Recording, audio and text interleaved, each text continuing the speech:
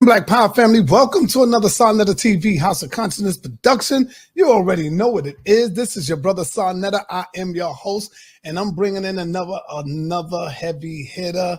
You brothers and sisters better be ready. When we build this wall, this Kemetic wall, oh my God, ain't nothing stopping. We bringing in another young brother. He's a scholar. You one leave, 5 more come in. Reggie leave, 5 more come in. You know what I'm saying? Garfield leaves and turn his back on Kemet, 10 more come in. We already got Chris Harris. We bringing in another brother who is awesome, who is powerful. I would say I don't know, between him and Jabari, I would say they probably right here until I see the brother's work and ethic, and if he can handle the ring, getting in, or the battlefield, or whatever, anybody that come at him, if he can deal with that pressure, I think he can, because he's Kemet. And so without any further ado, I bring to you my brother Shaka in the building. What's up, Shaka? He runs the channel of Ma'at Forever. So if y'all are aware of that, make sure you go and subscribe to Ma'at Forever channel. Go over there and show some love for our brother. Peace and black power to you. Hotep. Shaka, what's happening, man? Unmute yourself. Hotep Sen-E Sarnetta, Yeah. Thank you for the invitation. I just want to greet the people as I usually do. Hotep Senu, Hena Senut, Iti, Ren Isha Kandugu Kemet. I hope you're doing well. Bonjour, Sak Passe, Mbote, all that good stuff. Damn, don't y'all hear that? Don't that sound beautiful to your ears, man, right there? Just to hear him go in on that. I know he dealing with knowledge, man.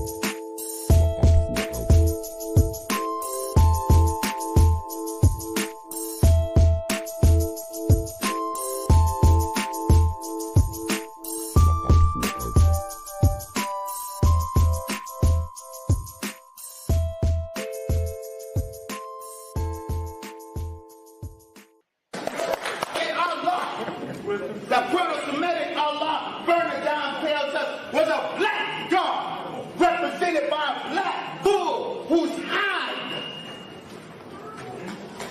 denoted his black skin. Here's the picture that he showed on the screen. It's a deity El, the god El. Pay attention to the crown or the headdress, if you will. This is a picture from the front of the same statue, a little closer, and a little bit from the side here. Now, this headdress is actually the Atef crown. If you go on Webster's online dictionary, that's what it says. Atef is the specific feathered white crown of the Egyptian deity Osiris. It combines the head jet, the crown of Upper Egypt, with red ostrich feather for the Osiris cult. The Atef crown identifies Osiris in ancient Egyptian painting. If you go to Webster's dictionary, Merriam-Webster, it says Atef, hold on, a tall crown with a long feather on each side, shown in the art of ancient Upper Egypt as worn by Osiris. Okay? Here you can see Osar or Osiris with the Atef crown. This is from the papyrus of Nebket. It's actually in the Louvre Museum, and you can see me filming that papyrus on the video entitled Reality Check. why black people ain't going nowhere. But you might as well put Afro Style reality check. It's gonna come up. And in here, it's also from the Louvre Museum. You have Osiris in the middle with the Atef crown and the description for it. If you go on the website of the Louvre Museum and you type Royal and Divine Triad, you can do a search and you will see they mention that he is actually wearing the Atef crown. Now, finally, you can compare the crowns. Okay, first you have the God of the Arabs Negroes, which first is El, but somehow, some way becomes Allah. But that's up to y'all. That's up to the doctor. And then you have the one that I showed you, Osiris. Then again, from the front, compared with another statue of Osiris, and then finally the same statue from another angle. Biblical King's Seal discovered in dump site. This is the royal seal of the King Hezekiah. And here we have an Ankh. And finally, last but not least, you need to see it to believe it.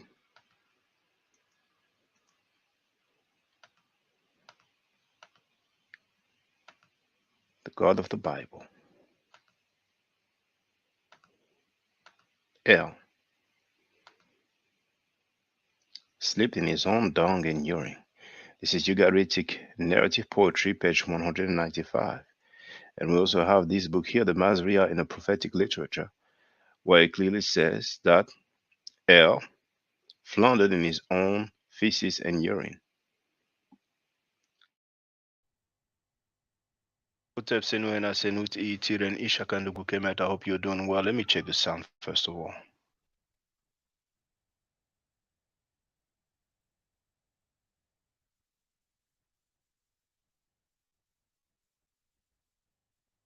Sounds good.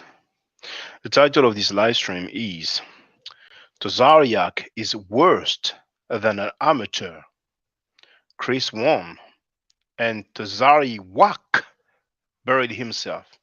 Yes, there's a new proposal for a nickname for Tazaryach, and that is Tazary-wack.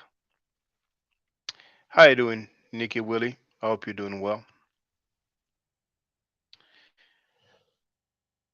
It's so embarrassing, man. Their God couldn't even help them. Even their God, the Hebrew Israelites' God, was so embarrassed he did not intervene. Man. See, Frankie's channel, the House of Conscious Mess, they are so used to putting people in the forefront. People happen to be lame for the most part. And you had those guys who are used to being in the street and reciting the Bible. They have their mic. Sometimes they will hand over the mic and they interject and cut them off whenever they want. And they ask 10,000 questions. And that's all they're used to do, you know. Some of you may have heard that, but I heard it from Frankie's mouth. At one point, Frankie said that Nepal was the champion of the HOK. I don't have anything personal against Nepal, but she did say publicly that we have, I forgot if she said 2 or 3 hearts, but I think she said 3 hearts. Need I say more? So,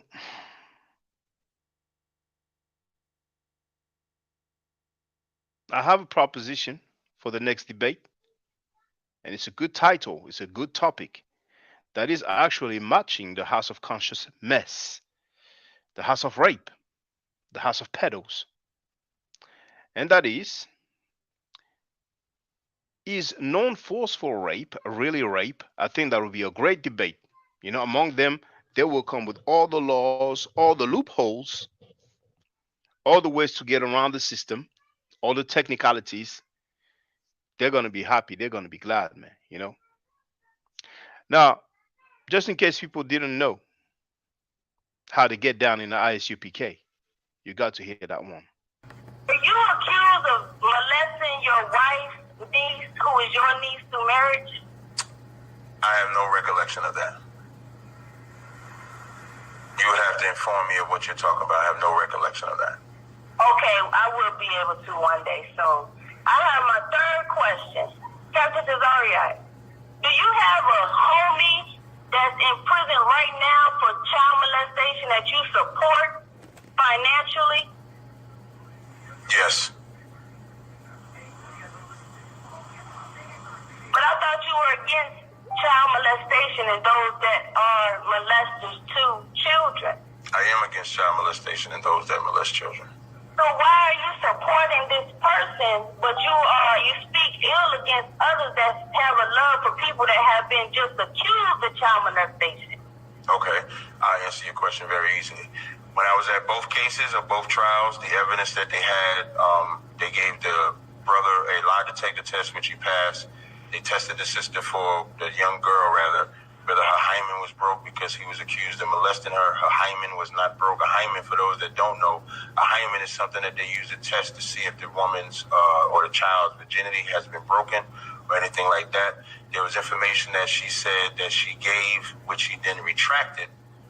So the first case that they did was thrown out. The second case, they did not want to answer to. The jury was hung on it, and the judge did not want to release them until they came up with an answer, and then they came up with a guilty verdict. So from observing the case, if he was guilty of the crime, I would in no way support the brother. But from the evidence of the case, from the testimonies of him as well as the individuals involved, he was not guilty, even though he was found guilty. Wow, so he was not guilty even though he was found guilty, but you speak ill against someone else that is not guilty, but they say he was guilty. So I have a question. This brother that you support, does he have children? Yes. And if so, do you ever say to those children, you have a father that's a child molester? No, I don't.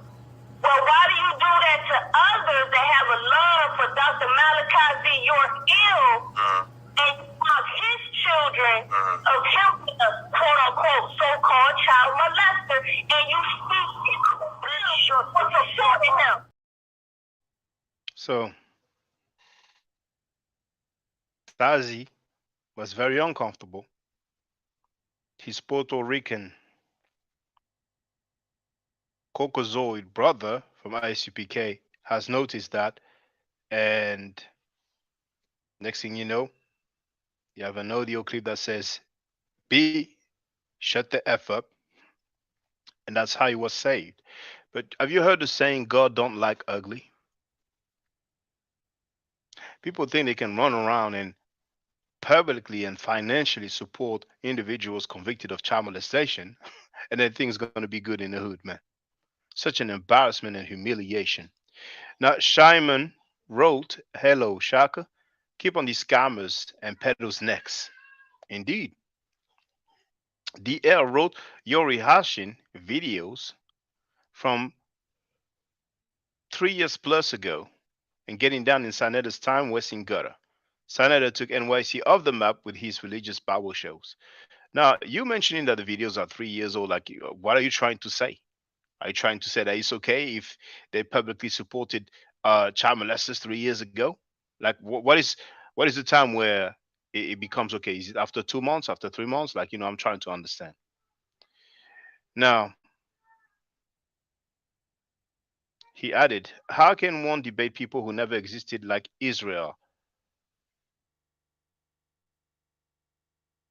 How can one debate people who never existed like Israel?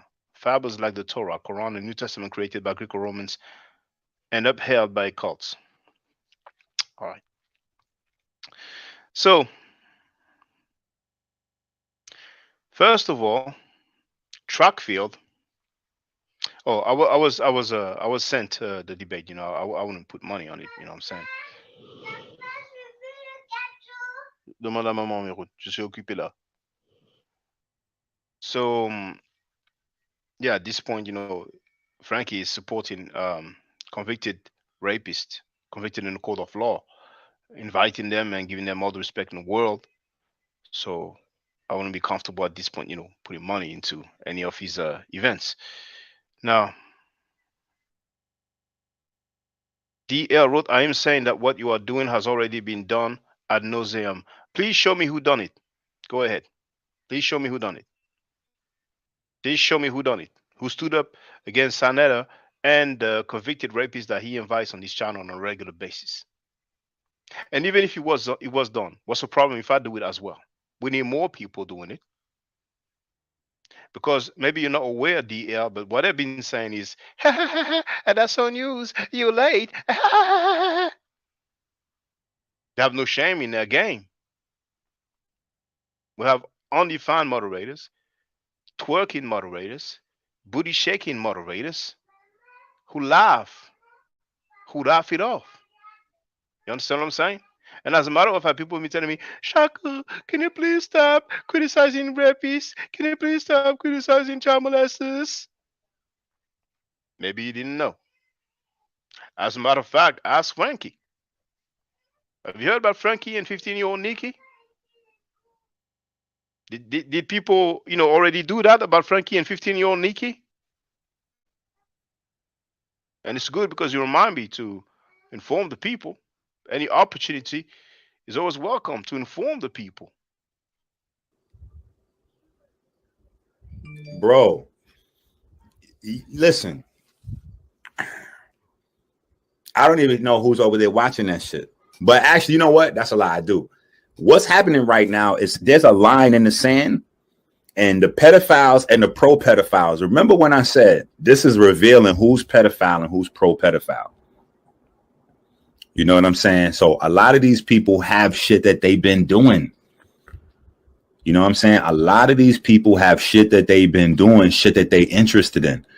A lot of these niggas go on to vacations in Dominican Republic and Brazil and all these other places and be doing a lot of shit that if they was here in the States, them niggas would get killed for. You know what I'm saying? But these niggas going on vacation doing other goofy shit.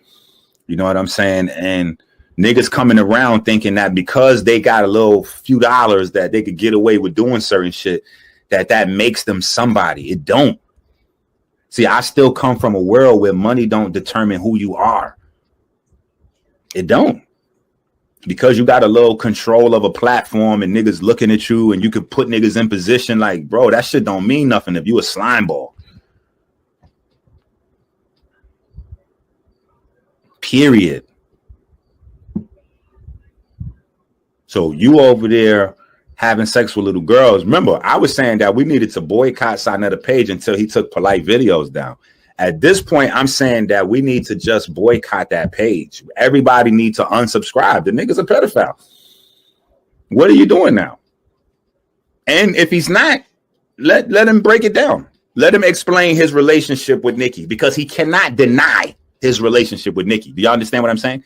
That is a real thing that happened. That would be the same as Polite trying to deny Aminette. Polite can't deny he with Aminette no more than Sanetta could deny that he was with Nikki for years. So let him explain that. Let him explain what he's doing with Nikki. He's 33, she's 15. And let me show you something. So you really know that this is a problem. He stayed in a relationship with her. He went to prison for a year and stayed in a relationship with her while he was in prison. And when he came home, he came right back to her. So that means that he thinks that that's okay. You see what I'm saying? Like, say for instance, we want to say the girl had a really big body and she looked grown and he was out somewhere drunk and they hooked up for a one night stand and he didn't know. Okay, that's a situation. That could be argued back and forth. I'm not saying yay, nay, or whatever. But you were with this girl since she's in junior high school, my nigga. So the time she's in high school, guess who's going to jail tonight? What? Bro, stop doing videos on everything else and talk about you and Nikki over there, bro. Talk about you and Nikki. And be careful, because niggas in Harlem is now paying attention. So it's niggas that know about other things that's hitting me, sending me text messages and all that. And I'm ignoring a lot of shit. You know what I'm saying? Like, bro, what I would like you to do is go out on a high note. This is a real message from me to you, Saab. You watching this video. Go out on a high note with some dignity, bro. Don't keep dragging this thing out where you keep losing dignity in front of us, bro. It's hurting me. A lot of these people that's watching, they don't really give a fuck about none of the people involved. It's hurting me to keep finding out more of these things that's making who you are in my mind diminish less and less and less into below nothingness. And it's a lot of people in the community that feel the same way, bro. And if you would have just stopped this shit, if you would have just stopped this polite shit so long ago, man, you could have saved this community so much fucking heartache, bro. And you still going, my nigga. You still pointing out other niggas instead of dealing with your man polite. Now, let's look how fucking goofy this nigga Saw look. All this research work, right? He doesn't realize that he's demonstrating to the entire community that he's capable of fully pulling up all the information on Brother Polite. But you're not doing anything but pulling up information on other people. Okay, so now we pass Brother Polite, bro. Now we're on Brother Sarnetta.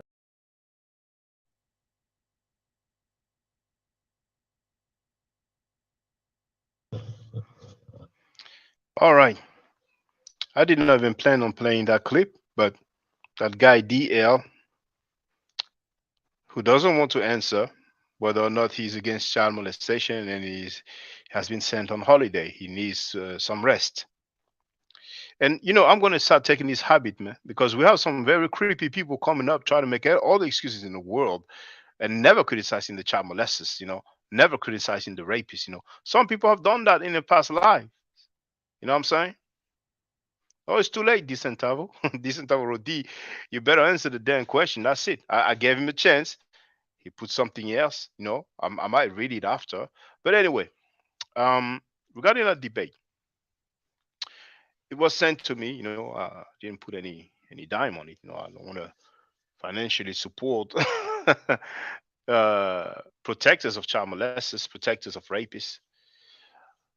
And first thing I noticed, Trackfield has lost so much weight. I hope that in terms of health, he's okay. I hope that health-wise, he's okay. It's amazing how much weight he has lost. He was literally floating in his shirt. And I don't know if that has anything to do with this.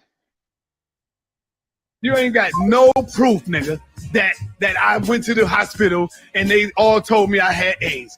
I went to like 4 hospitals, and the hospitals was telling me that I had AIDS. Because we know that they have some very freaky ladies around them, and you know, if they do some sort of either choo or, you know, one after the other, you know what I'm saying? Like, I mean,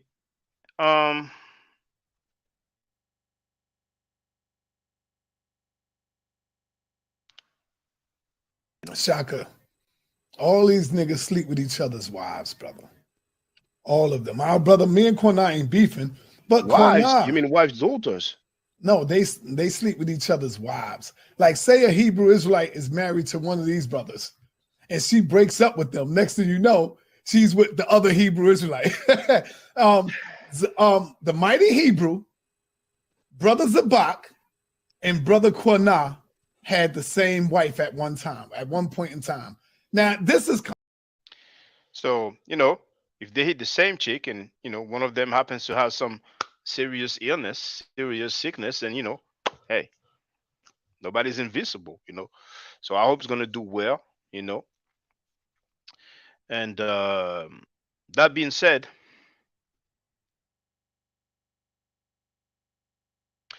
at the introduction of the debate, Tazaryach said, I think it's an important debate. I think it's a stupid debate. I'm going to be extremely ignorant in this debate. Yes, that's what he said. He didn't just say I'm going to be ignorant in this debate. He said I'm going to be extremely ignorant in this debate. I mean, did he have the spirit of the Lord or the spirit of the devil? The spirit of Shaitan, the spirit of Lucifer? Who will come with the spirit of the Lord and say, I'm going to be extremely ignorant in this debate? It's like a curse, man. I mean, but then again, not only they celebrate the death of black people, he said that live on air. He also said that Martin Luther King ain't shh. He also said that he used the word B, the B word, to label Dr. Martin Luther King. Dr. Martin Luther King. So man, he got his payback. He got his karma real quick, man. Real quick. And I'm actually glad. I'm close to thanking Tazary-wack for running from the debate with me, because that's what he did. It's on tape. I asked him several times, you want to debate, yes or no? Of course, he didn't want to say no. That would sound bad. So he came up with some conditions and excuses. You know what I'm saying? When in the first place, the weigh-in was some sort of pre-debate. It was just a weigh-in before a debate. But their plan was to protect their ISUPK convicted child molester and make me look like I was slandering, like I was lying. And time proved me right. I wasn't lying, because we have Tazaryach on tape saying that he supported the child molester, the rapist.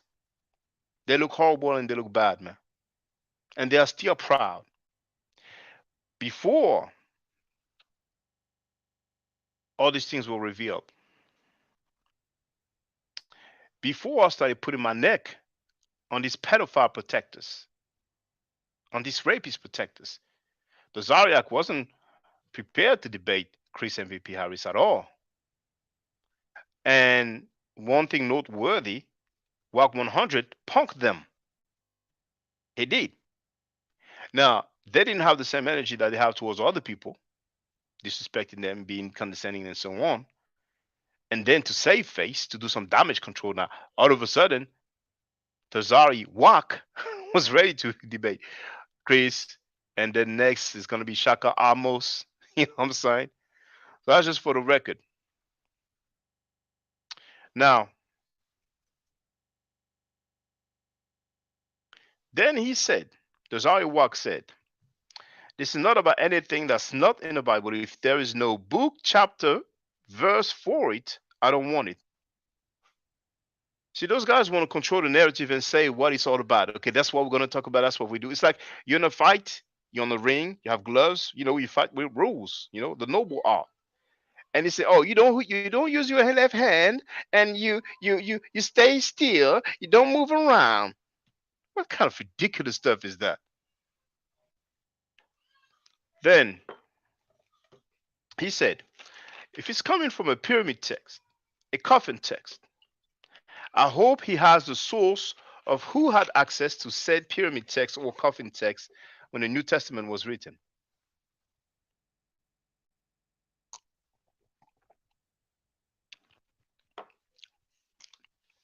He is expecting his opponent to say who had access to those texts. He doesn't even know himself who wrote the books now of the Bible. He will surely claim that the first 5 books, the Torah, the Pentateuch, whatever other name they have for it, he, like others, will probably claim that it was written by Moses, even though it describes Moses' death, which makes it impossible for Moses to describe his own death. But anyway, what about all the other books in the Bible? Do the test. Ask those Hebrew Israelites. They don't even know who wrote their own books, but they want other people to tell them who had access to the ancient texts. Now, then he had a slide with the title, according to him,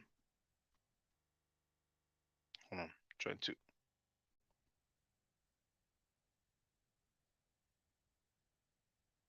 There it is. And that's what he has put. That's what his slides. That's what his slide said. I'm talking about Tazary-wack. As you can see, those are biblical Jesus copy / plagiarized from Kemet. From Kemet, not Kemet, Kemet. Now, for those who don't know, those are screen print from Frankie's channel. And you can clearly see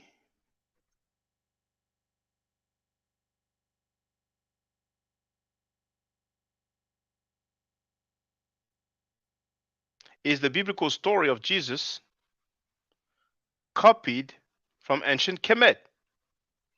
The title is different than what he's put, but at least Kemet is spelled right. The guy couldn't even spell Kemet correctly on his own slide. So I can type Israel or Israel instead of Israel. But it's okay, it's not the end of the world. Before I forget, Black Jesus Minister came to say what's up. He left a comment. Now that's my channel for those who don't know. That's the video Uncle shows the interview. I will share the link so you can verify for yourself. I just don't know exactly what he meant. I'll go through the comments after, okay? Here you have the link. And when you go to the comment, there it is. Black Jesus Minister. You can see that 12 hours ago, he's put minute 15.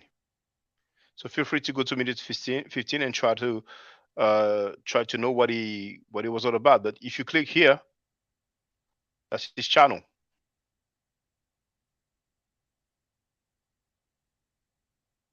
So I don't know if this is somebody that's pretending to be him. Oh, look what he did. I didn't even know he did that. He made a clip out of the Uncle Shug's here we have Amilcar who asked me, like, I'm going to share this one. I'm going to share a Black Jesus Minister video.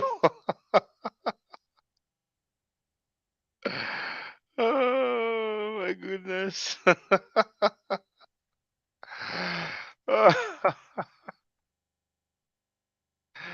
Oh my goodness.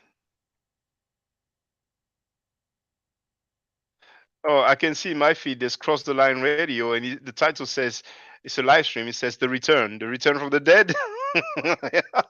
Tazaryach buried himself, so he's back from the dead now. Oh my goodness, those people, man. You have it. I'm not gonna play it because I know what we play, but some people. Well, you know what? We have some people now. Maybe they haven't seen it, but Garfield was singing "Zip It Down." Now, maybe he didn't use the word boy. Somebody left a comment saying that he said, "For you come too fast," because I said, "Boy, you come too fast." But some of you may have never heard that Suspect song of Garfield Reed. Garfield singing. Maybe some of you haven't seen it. And what's interesting with the singing of Garfield is the word. Listen to the words carefully. Oh, by the way, to keep your mic muted, if you open up your mic, I'm gonna kick you out of the debate. Do not. Okay, I don't know why he has put that. Okay, that's where he sings here. I think when he done the editing, but anyway, let's listen to Garfield with Suspect song. On the debate. Slow it down if you wanna last. Last time you walk away, come too fast. Sit it down and drop your pants. Drop to we can never get another chance. Slow it down if you wanna last. Last time you walk away, come too fast. Sit it down and drop your pants. What is that? What? So what puzzles me is that he sings Slow it down if you want to last. Last while you're working, or while you work it, you come too fast. Now, females don't come too fast. So Woo! he's giving advices to do how to last. Like, why would he give that kind of advice? I'm a bit confused. Like, is he like disappointed at the performance of somebody? So he's Run that shit back. Run that back. Please run it back. rewind, select. All right, so you can tell the vibe. All right. So back to that debate where Tazary-wack buried himself. He has put, where is it? That title with Kemet instead of Kemet. Couldn't even spell Kemet right. And then he said, and I will put it on the screen. When he showed his slide with the title, he said, with that said, really, I should just walk away from the debate. In his mind, Tazaryach felt like just with the title alone, he could just walk away from the debate like he already won. You see the mentality? Oh my goodness, man. You know, first, Chris MVP Harry couldn't see Tazaryach's video on the screen. And Tazaryach said, well, yeah, I'm there. You know, first you have Mika. And then after that, Chris said, okay, now I can see you. Even OnlyFans Mika must be embarrassed now. OnlyFans Mika has some Hebrew on her Facebook account, the same Facebook account where she put the OnlyFans and some commentary about it, you know. And for those who know her, she looks like she's like barely 18. And maybe she comes from some Hebrew Israelite camp. Because we heard that, you know, as long as a girl has her flowers, actually, let's hear what Kunat said about ICPK.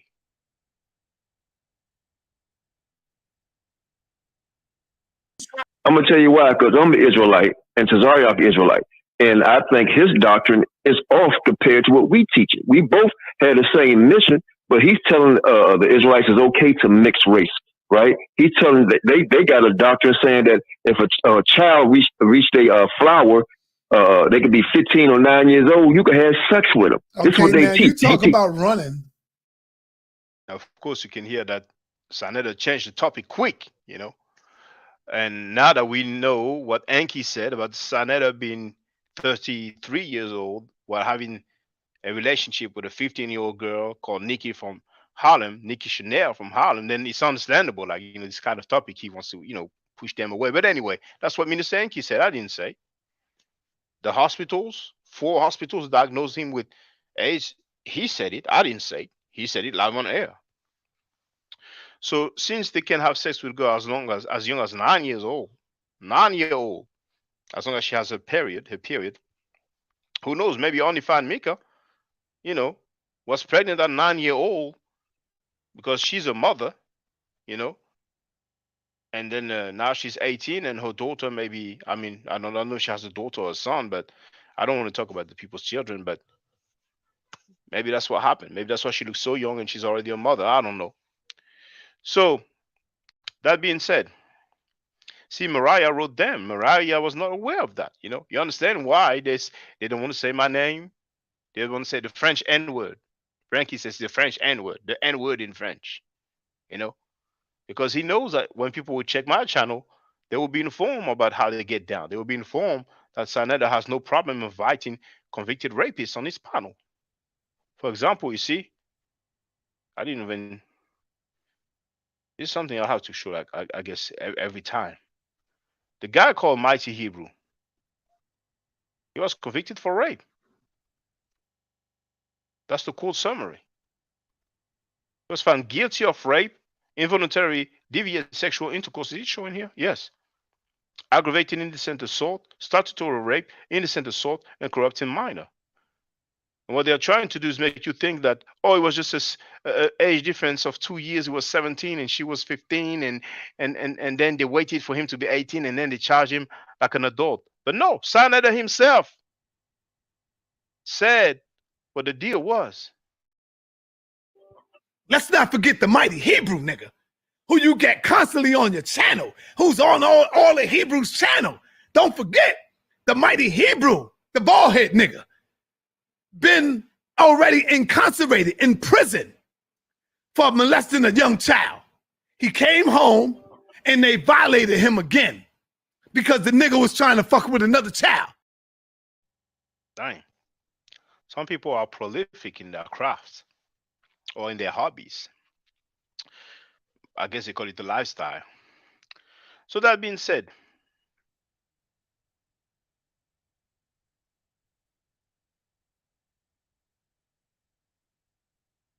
Tazary-wack and another hip hop quotable, for those who know the magazine The Source, said everything about Kemet is about what you do in the afterlife. Everything about the Bible is what you do in this life. So the Bible does not talk about the afterlife. I mean, Jesus was in the title of that debate. Don't we have a sermon of Jesus where he says, bless those and those because, you know, they will see the kingdom of God? I'm paraphrasing, but, you know, nowhere in the Bible he talks about, you know, heaven and judgment, you know what I'm saying? And in Kemet, it doesn't talk about the life while they were alive in Kemet. He only talks about the afterlife. That's such a pseudo statement, you know. I'm wondering if it's a Butler Reggie who told him that, because we already heard Tazary-wack say that Ma'at is a bird. I think Butler Reggie is going to be demoted. He's going to be rejected by the Hebrew Israelites because every time he helps them, they look horrible. Now,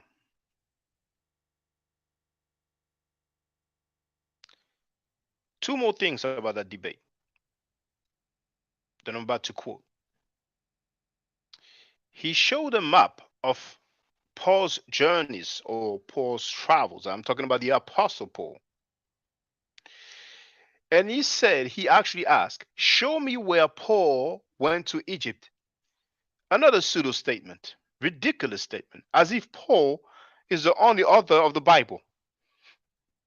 As if Paul is the sole author of the Bible. I mean, that's so whack and ridiculous. But now, that's the icing on the cake, brothers and sisters. You understand why the nickname Tazary-wack is well deserved.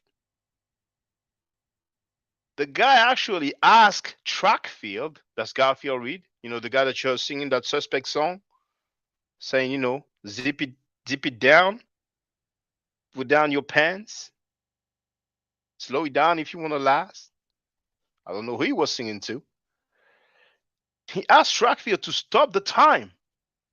Yes. During his round. And some of you haven't seen that debate. And some of those who haven't seen the debate might think I'm making it up. So guess what? Listen up.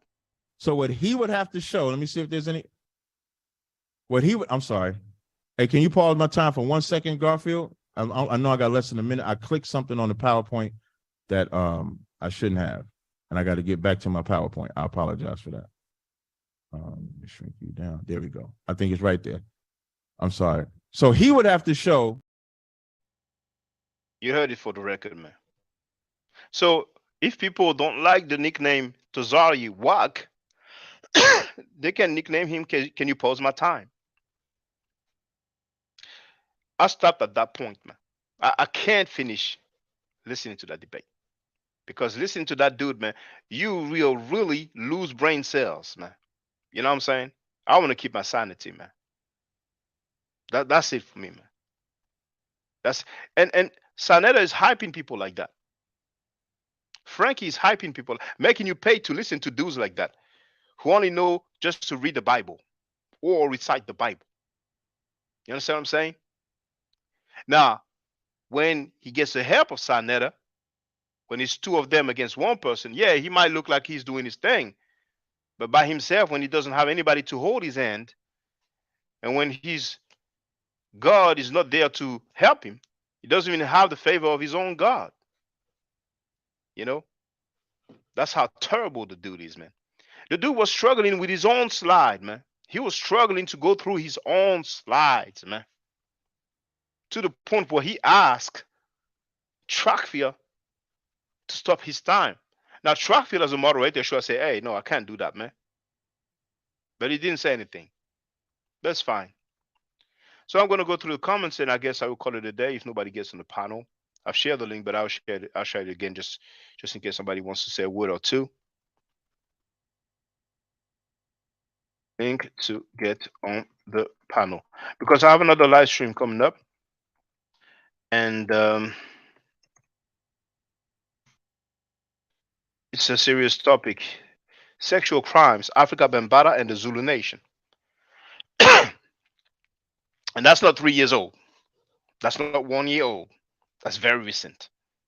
Because we know this House of Conscious mess, this conscious community, pedo supporters, man, they go, oh, that's her news, Shaka. We've been knowing about it. You're late. Man, then there's going to be polite trial. Some of you are going to be summoned to court, man. So you said that you knew about it. You typed that. You said that on air. You were laughing, giggling. So tell us what you knew, you've been knowing. Tell us. Because I don't see a video of Polite with his stepdaughter, and she was just like all over him, her leg on top of him. You know, Unc Shug showed us. It's a video. I didn't film it. His leg on him. He's rubbing her hand. And she's like, you know, like they don't look like, you know, stepfather and stepdaughters, man. And other people were there from the conscious community. And I think the person who filmed it was like, man, that's too much. I'm going to film that. That's too much, man. If you find yourself in a situation like that, just leave the room. Leave the place, man. I'm telling you, man. So,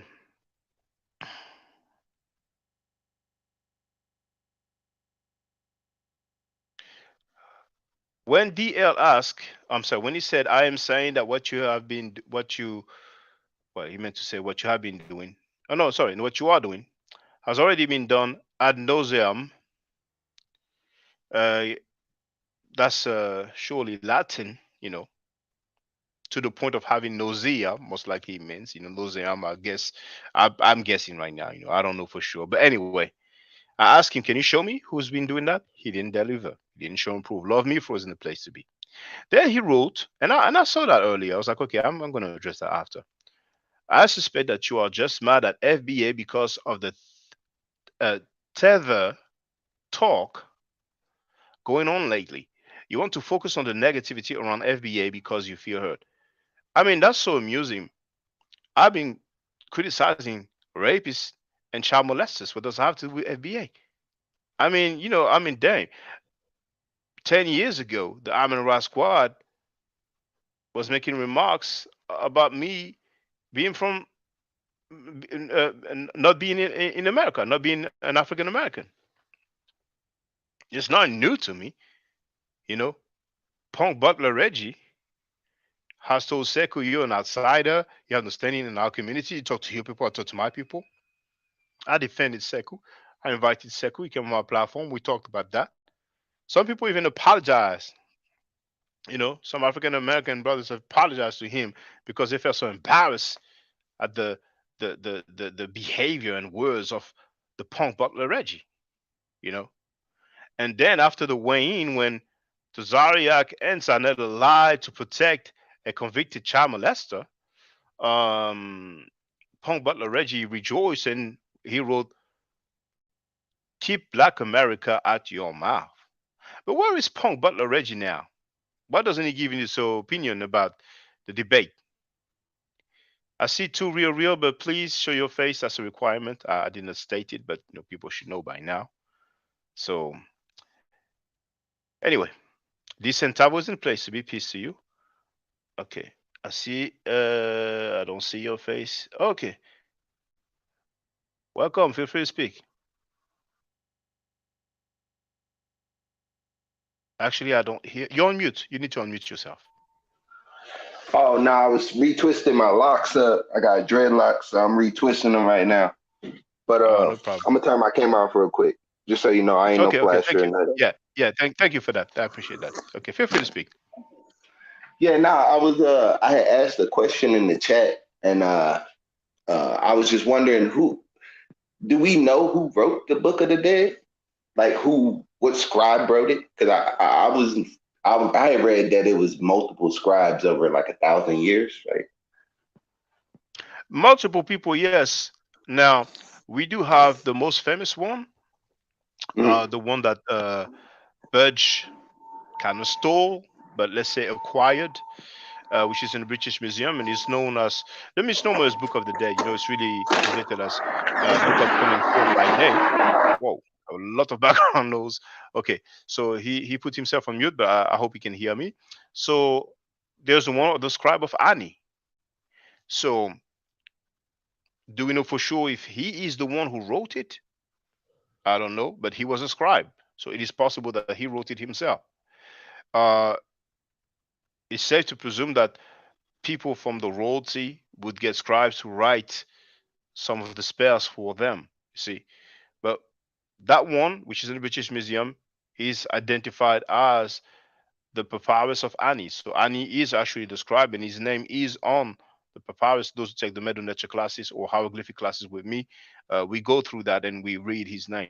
So without being long-winded, that will be an answer. But there are indeed different ones, and there will be different authors.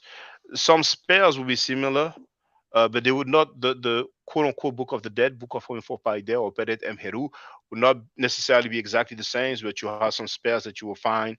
You know, we find similar variations all the way from the pyramid text to the coffin text and ultimately to the papyrus, or let's say papyri, which is a plural of papyri, but feel free. Oh, okay. So you said Annie, right, is one of the people? Ani, yeah, A-N-I.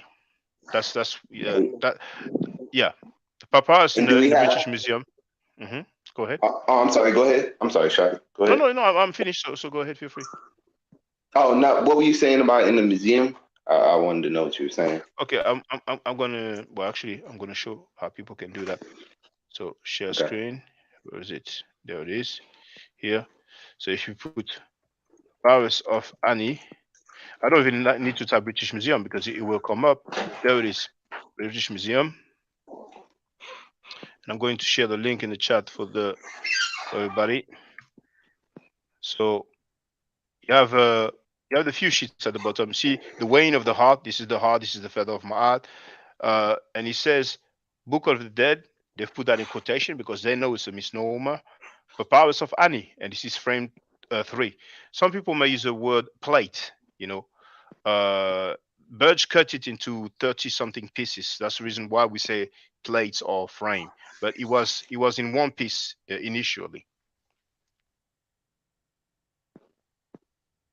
Okay. You see it there? And yeah, I can see it. I can see it. Is there like a tomb or anything like? Oh, you know, I'm sorry. We spoke before. I forgot. Yeah, you said you will come back with. Yeah, you said you're gonna bust my head about something, but I forgot what it was about. but yeah, feel free. Nah. I was wondering if they have a tomb or anything erected for Annie or anything like that, because I don't know. I'm asking. I don't know myself, but I presume since Budge found it, I will presume that he found it in the tomb, but I cannot make the affirmation. You see, so that information I don't have an answer, to be honest with you.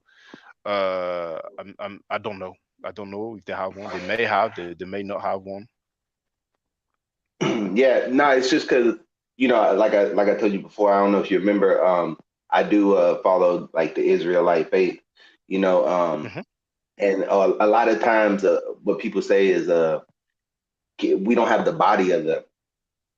So how do we know that they're real, right? And I don't say that personally.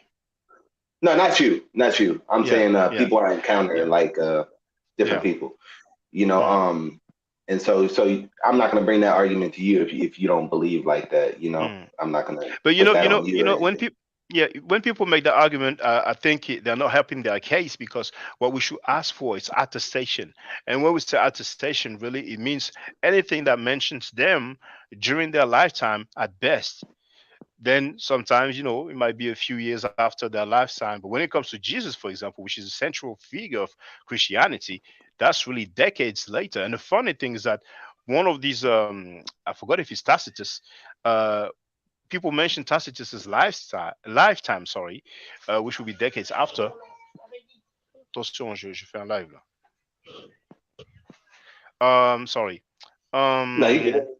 But like one of the oldest copy is like way after. But anyway, to make the long story short, like for Jesus, I don't expect his body. No, okay, people will say, okay, he resurrected and he went up to the sky. But I think it's best to ask for attestation rather than. Chérie, tu peux fermer la porte, s'il te plaît? Je suis en train de faire un live là, ça fait trop de bruit là. I'm sorry about this. But yeah, No, you good, bro. Everybody got kids, man. I got kids too. I know how it is. You know. So yeah, so hold on, I would like to ask you if you don't mind. Hold on. No, you good. Have you seen the debate between Chris and Tazary-wack? I'm gonna keep it real. No, I didn't buy that one. I'd rather see the one with Shaka. I don't like no Chris problem. Says. Yeah, feel free. I don't like. Oh, yeah. I don't like how he presents his information. Yeah, well, he destroyed Tazaryach, but you know it's okay. So feel free to questions. I mean, I don't know, man. I had to see it. I can't give an opinion on something I didn't see. You know, I will say that Tazaryach is a good debater, man. You know what I'm saying? He's very good. like saying that Martin Luther King and shit, that he's a bitch, that he celebrates the death of Africans. That's being a good debater. But hey, I cannot change your opinion. You have the right to your opinion. No. Well, we can talk about that. Martin Luther King, what was he saying about Martin Luther King? Do you know what the context of why he said that? He said Martin Luther King and shit, and the Bible said he deserved death. And then he went on why to did he say Martin Luther King ain't shit? Well, you know, I have it in some of my intros anyway. But he said that he quoted a passage from the Bible that says, you know, that dreamer of dream, you know, and he mentioned prophet, but Martin Luther King never claimed to be a prophet. I mean, he's using the Bible to justify some. He called him the B word because he said that Martin Luther King said that, and I don't know if he actually said this, but this is what Tazaryach said, is that Martin Luther King said he was leading us into a burning house. He said that he quoted MLK saying he felt like he's taking people to a burning house, but that's not like willingly taking people to a burning house. You know what I'm saying? Now, the thing is that Tazaryach is on tape saying that he financially supported King Ta, which was convicted in the court of law for rape. So the guy who molested a child is not a bitch. He's not a piece of shit. But Martin Luther King ain't shit. I mean, you have to be mentally disturbed to make a statement like that when you are supporting a guy convicted for rape, you know. But anyway, feel free with your questions, you know, because. Oh, well, no. I mean, my main question was about the anything. I was just wondering if there was like an actual tune for that, but you say you're not sure. And I just think it's kind of funny how people always say, you know, if we don't have a body of none of these people in the Bible, that they're not real. But you say that you don't follow that. Yeah, it's best to ask for attestation because, for example, when you look at ancient Egypt or Kemet, like I like to say, and others as well, we have plenty of artifacts. I mentioned the names of those people, why they were alive. So not only their names, but also, you know, I don't want to say their biography, but it talks about some events like when some became kings, when some got married, when there was some celebration, like some jubilee, or you know, some festivals, you know, like a said festival and stuff like that. So we have many tombs, we have many paintings, as well as statues. And we are told about, you know, conflicts or war. So all of this during their lifetime, you see. So Akhenaten, we have plenty of attestation for Akhenaten. We have one in the Louvre Museum that I have filmed. We have some in the Ashmolean Museum in Oxford, England, that I have filmed as well. Yeah, so it's different when it comes to the Bible, because for the Bible we just don't have any originals. We don't have copies of the copies. We don't have copies of the copies of the copies. And I think I showed you that quote from Badi. Yeah, I remember. So because we don't have tombs and because we don't have bodies, or artifacts that would disprove those people? That would disprove who? The people of the Bible, like let's say like But Abraham and when you say those artifacts, are you talking about the artifacts from Kemet? No, I'm saying because we don't have the artifacts of the people from the Bible, does that disprove them because there's no artifacts? Well, if you talk about the historicity of somebody, you must rely on something tangible. You cannot just say, okay, I woke up one day and I feel like, okay, Santa Claus existed just because I said so. You know, we have to see what the evidence is. So when we talk about historicity, Santa Claus is based on a real person. You get what I'm saying? You can say that. You can say that, but to me, it's a myth.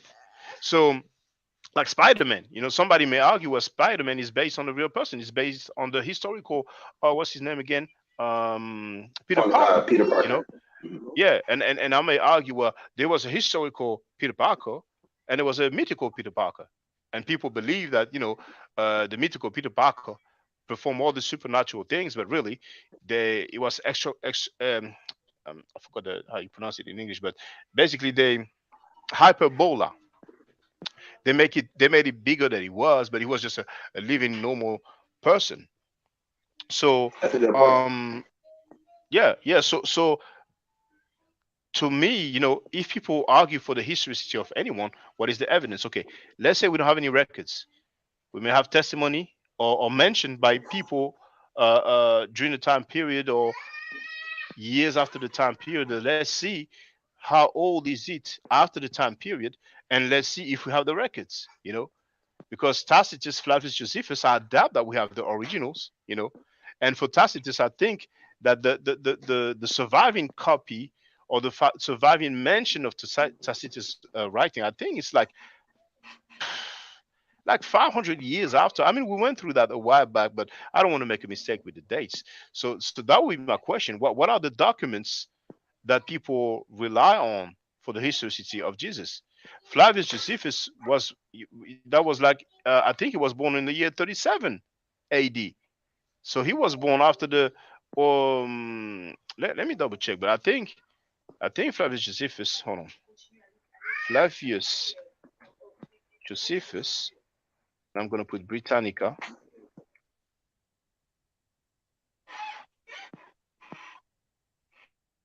Yes, indeed. He was born AD 37 or 38. So he was born after the death of Jesus. But people take him as a you know to argue the historicity of Jesus. And the funny thing is that Buddy Ehrman, who is a knowledgeable and skilled PhD, he mentioned Paul, and he labeled him a witness, even though Paul never saw Jesus. But feel free, I don't want to be too long-winded with it.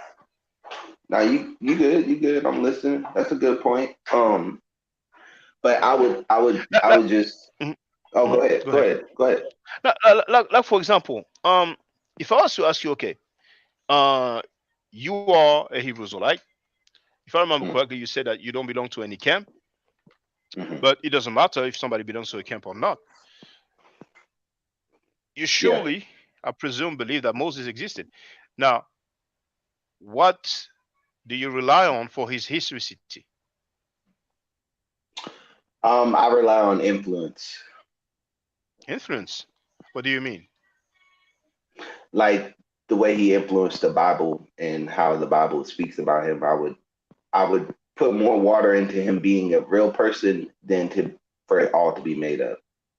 I see. But if I was to ask you what document, I don't have any. And when I say document, I like to use the term artifact, because if you say document, people think something written, and they may not necessarily think of like some pottery, some statue, some walls. They would just really think like a papyrus or some. But there's no, like, if I was to ask you what documentation or artifact would you rely on, then I presume from your answer that it will be the Bible, right? The Bible, yes. And then if that's the case, then we need to look at the records for the Bible, the oldest records for the Bible. And I think we briefly touched on that. because I mentioned that the oldest Bible that we know of, Mhm. and people can prove me wrong. I may make a mistake, but last time I checked, it's in Greek. Mhm. Greek was not the language of the Hebrews. No. So So Moses just because never spoke Greek. no. So why would But we he did use some speak Greek Egyptian. text? He did speak Um, Egyptian, right? well, he existed, but his If he was a real history. character, I know you don't believe in him. Yeah. Well, no, I don't, because we don't have any records for him. We don't have any document that mentions his name during his lifetime.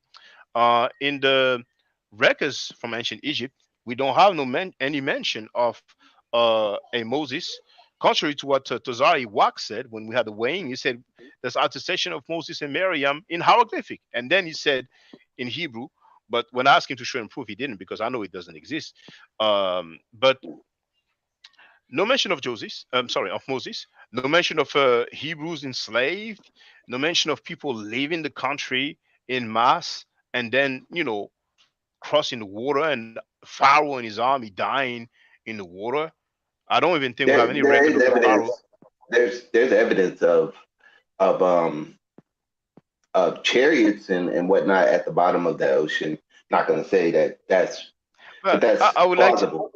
I would like to see it, but I came across, because when these things like that is shared massively online, so Mhm. they said, oh, I remember it was a wheel.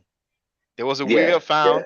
They said, look, man, we have a wheel. So, must have been the chariot of, Pharaoh or one of his soldiers. I'm like, so we found a wheel and that's it. It validates the Exodus story. Um, you would think that the ancient Egyptians will write, well, damn, it's a sad day today. Pharaoh and his army died in the water. But they didn't write that. So let me ask you this: you ever heard of the book The Art of War? Yes, yes. Sun Tzu. Sun Tzu. Who wrote that book? But well, maybe I mispronounced it, but I think it's Sun Tzu. Okay. Yes, Sun Tzu. Yes. How would you go about proving that he wrote that book? Oh, that I don't know. I never really bothered. Um, like I never really looked into his history. But are you trying to say that he didn't exist? He didn't. As far as Okay, well, most scholars yeah. would say, he didn't. Well, okay, but the people don't take him as a prophet or son of God. You see? No, but they take him as a literal person. Come again? Most people think that Sun Tzu is a literal person, and if you read the book, it's a lot of they have a biography on him, even, and from a guy that was in his time that wrote about him, and they say that this dude was lying the whole time and made it all up. Most scholars, if you look into it. So I find that similar to the Jesus story with Luke, because Luke lived in the time of Jesus, if I'm not mistaken. You're not helping your case right there. You're using Sun Tzu. No, what I'm saying is it's so similar that you would have to really, you can't say whether he existed or he didn't, because there's people in his time writing about him. So for us to come later and say, I'm sorry, are you talking about Jesus or Sun Tzu right now? Both of them. There's the story, the history of them is similar as far as their existence. Because there's people that say, let me ask you like, about Jesus. Now it says that when he died, there was what we would call an eclipse. There was no light for an eclipse. Like there was no sunlight. Oh, okay. No daylight. Okay. Right. The earth shook, so it will be what we call an earthquake. Saints rose from their graves, from their tomb or graves, and they walked, and they even spoke to people. So and also the one of the thing from the temple, one of the sheet of curtain was torn or ripped open or ripped apart. So you would think somebody will write, well, today there was an earthquake, there was an eclipse, and some saints rose from their grave. They basically rose from the dead, and they walked in the street and they spoke to people. But nobody writes about that. Same for Well, when there's Jesus. actually Yeah. there's a documentary on Netflix about that.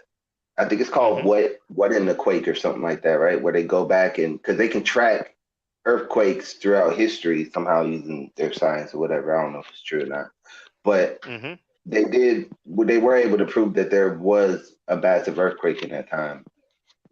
Okay, but what does it have to do with Jesus? Like, even if they don't mention Jesus, you would expect some writer of the time to say, well, today there was an earthquake, you know, because if there's an earthquake in that particular area, it should affect a broader area. And if there's no light, the phenomenon will be seen and witnessed around. So somebody should have written, well, today there was an eclipse and an earthquake. And saints coming out of the grave, it's not something common. It's not like, you walk in the street and somebody falls on the ground. It's like you remember that. It's not like Tazaryach when he's asked, were you accused of molesting your niece to marriage? And he goes, I have no recollection of that. Because to say I have no recollection of that, it's like saying I don't remember. And that's quite a strange answer.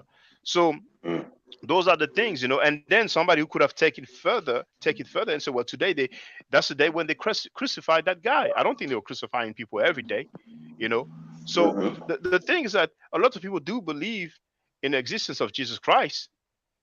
If they want to believe, it's fine. Believe it is not knowing, it's a faith.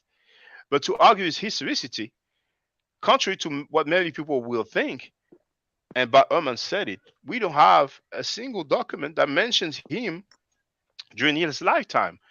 When people mention him, it's much later.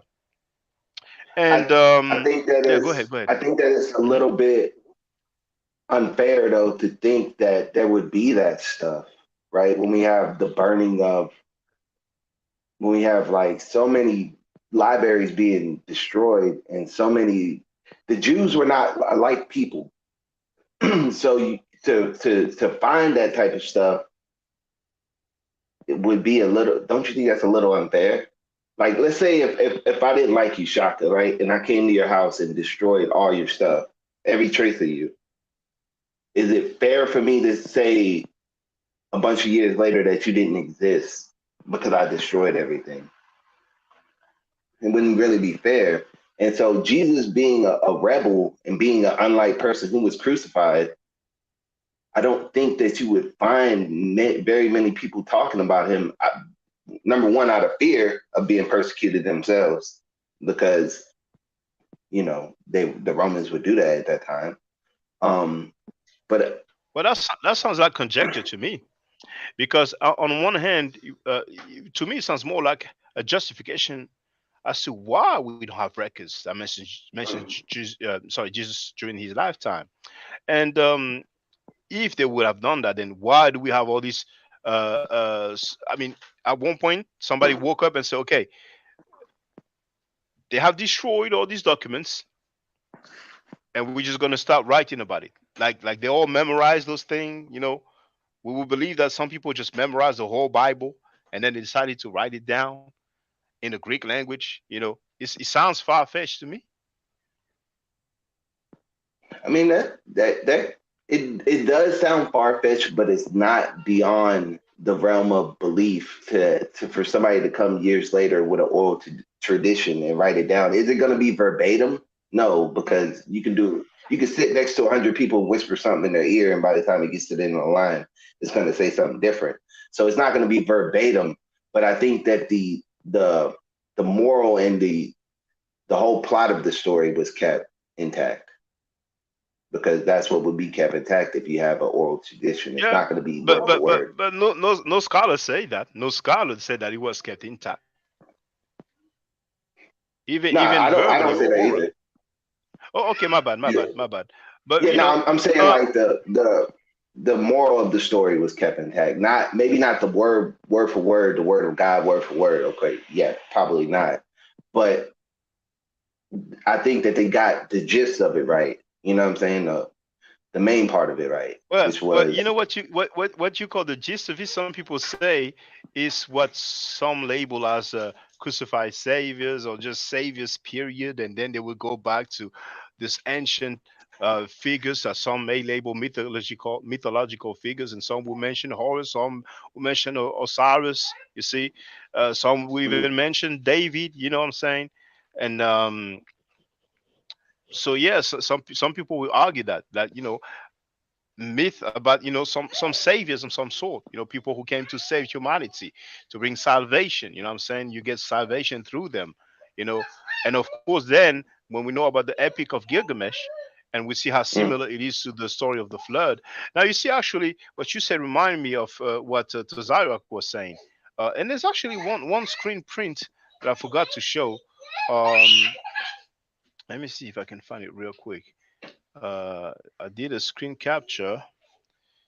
Do I see it there? Is it that one? No, it's not that one. Oh, there it is. I found it. I found it. So I'm going to share it.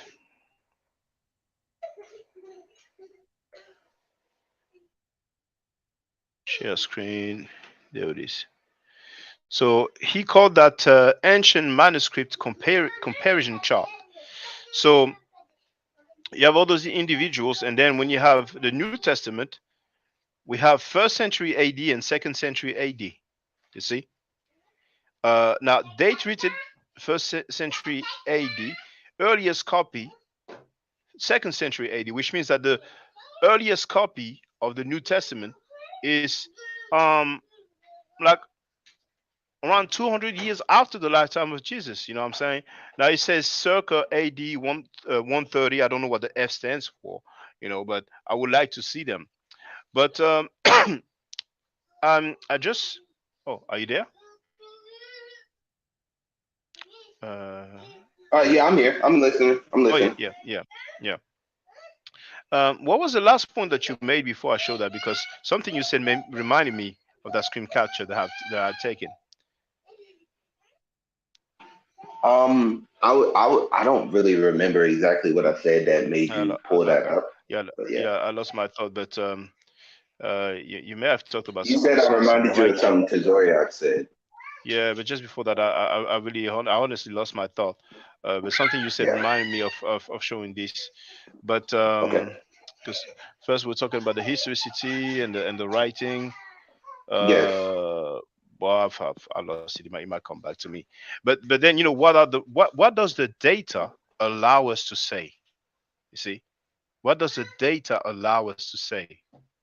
Yeah, we were talking about those saviors of humanity, and some people would argue, okay, they took on those models and they put their spin on it. Some people even argue that when it comes to Islam, there's a book about it called "Did Muhammad Exist?" I think the surname of the author is Spencer, and he argues that what we call Islam was Christianity, but they were more, some will say, strict about it. But basically, they rejected the idea of God having a son, and I think he shows it in his book, and it is quite known among scholars and even enthusiasts who are, let's say, well read or well studied, that we have some iconography, or let's say some coins, Muslim coins, during the advent of Islam, and we see some crosses, some Christian crosses, and it's quite strange. And some people even say amusing that we have some crosses as a symbol, And then people will argue, okay, then Muhammad only appears 4 times in the Quran. And when you look at the meaning, it means like the one worthy of praise, or the one most worthy of praise. So this is something that Muslims will not accept. But the coins, that's a data. So when the question is, what does the data allow us to say? Then people will go from there and then, go in a certain direction. But what is the data for Christianity? Those Greek texts. Like, let's presume, okay, they memorized the Bible somehow, some way. Let's presume, if we go with your argument or hypothesis, some people were hating on Jesus. They don't want people to know about Jesus. So let's burn everything about Jesus. So it means that in a hurry, in a state of emergency, in a situation of emergency, people will have to memorize the Bible. They're not even prepared. You see, some people know the Quran. It takes years Some start early, some start later. But the Quran is much more shorter than the Bible. The Bible is just way more writing, way more information. So, in a very short, Merut, tu fais trop de bruit là. I'm sorry. In a very short period of time, they have to memorize it, and ultimately, it ends up being written in a Greek language. I mean, they'll have to be extremely skilled to do that. To me, it's unlikely that they will memorize the Bible very quickly, and somehow, some way, magically, we found it in Greek. And I understand you're saying, okay, it's not intact, it's not exactly the same, but we get the gist of it. But when we start talking about the gist of it, there can be so many variation. Yeah. So are you saying that most likely Muhammad didn't live either? Well, personally, I don't think the historicity of Muhammad is established in terms of records or data. For example, just like I never seen or heard of a document during Jesus' lifetime, I'm not aware of a document during Muhammad's lifetime. I heard some people say that he wrote to some rulers of some certain countries, but I've yet to see the document and some scholars stating the date of these documents. Now, some people may talk about the Topkapi Museum in Turkey. If people want to believe that those artifacts are genuine, then more power to them. But in the Topkapi Museum or Topkapi Palace, you have allegedly hair of Prophet Muhammad, a staff of Prophet Muhammad, like maybe his sandals, and to me that's just for the tourists. I never heard any scholars in Islamic studies state that this is genuine. That's interesting, man. I'm not of the thought that there has to be data to say that this person is real, and because we haven't found anything, let's just say he's not real. I like to leave the door open and say it's possible.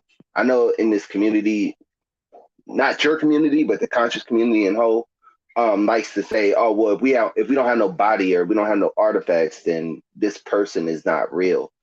But for there to be artifacts, that means that somebody has to have found those artifacts. So I think it would be quite dangerous for us to sit here and say, those artifacts never existed.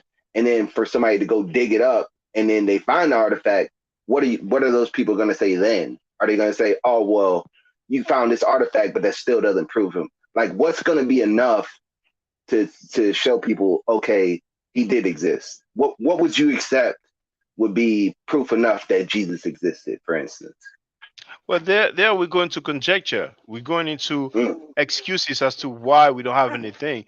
Now, I agree with you. We may say, okay, let's leave the door open. However, the lack of evidence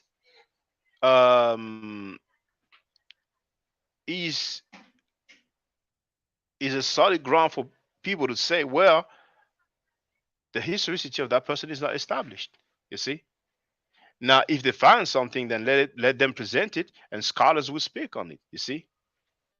Now we have Badi Ehrman, who argues for the historicity of Jesus in his one of his latest book called "Did Jesus Exist?" which was quite surprising. And Dr. Richard Carrier wrote a very lengthy piece, and he definitely blasted Badi Ehrman, because Badi Ehrman spent his career explaining how much discrepancies and how much lack of original documents we have. And in the end, he's like, well, I believe there was a historical Jesus, like a human Jesus. And Trackfield or Garfield or Reed, he went that route. And Tazaryach apparently is going in a similar route. But we have all these people making excuses of why we don't have anything. Now, when you ask me what would be enough, I would say it's not to satisfy me. It's up to the scholars. What would the scholars accept? There's tools, there's methods to date different materials. Not all materials, but there are many tools and methods to date ancient material. So they would do the necessary, and then they would say, okay, we can say that this is dated from that and that period based on the writing. You know what I'm saying? not just the language, but the writing style. There's I forgot what the term is. When it comes to the language, you do have linguists, you have philology, but when it comes to writing, people who do textual criticism, the name escapes me, but there's people who deal with the actual writing itself, and from the writing style, they can say more or less which time period it was. So we have different scholars, different fields where people can be quite, I would say, more or less accurate about certain artifacts. But if we don't have anything, I don't think it's cool for us to say, okay, we don't have anything, but I believe in it. So like people say, the absence Yeah. of evidence is not the evidence of absence. Because Yeah. I always like to flip it around and say, okay, well, I'm going to accuse you of having killed some people. I don't have any evidence, but the absence of evidence is not the evidence of absence. So just because I cannot prove that you killed those people, it doesn't mean that you didn't kill those people. So it's like with the ifs. With the ifs, you can just do the world all over. What matters Right. is, what do we have? What data do we have? What records do we have? And what does the record? What does the data allow us to say? When it comes to Kemet, and that's Right. one of the reasons why many people hate on Kemet, we have plenty of data from many different time period. So But when it where comes do to the go ahead. so as far as what Kemet has, right? Where when we look at their stories, right? Do we take them as literal, or are they metaphors as far as like the weighing of the heart and stuff like that? Well, these people will put that in the realm of Like, did they really not believe literal, it, or not. okay, I would say they believed it. Yeah, I would say they okay, believed it. But okay, then there will be things that have to do with what happens after this hereafter. I mean, that would be. Oh, hold on. That Siri, that I don't know what triggered Siri. The weighing of the heart, that would be like anything that has to do with when you're about to go to the duat, like they call it, the netherworld. So people can label that, put that in the realm of myth. I have no problem with that, because how will we know? You have to get there, but that was their belief. They did believe in that very seriously. Some people will argue it's a representation. You have to do good, and if you do good, you'll be rewarded. You know what I'm saying?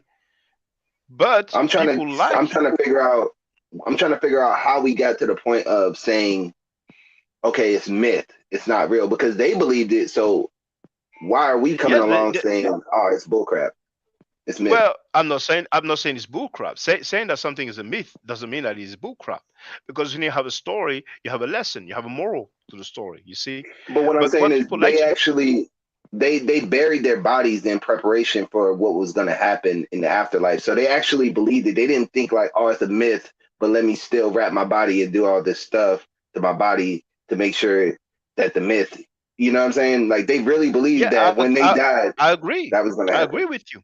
I agree with you. Mm, They really, okay. and I said it several times. They believed in it. They were very serious about it. Now, the people who will prepare their bodies or make sure the preparations are met will be the wealthy one. Not everybody could have their bodies mummified and have a nice tomb with the spells written on it. I mean, Right. you will need money.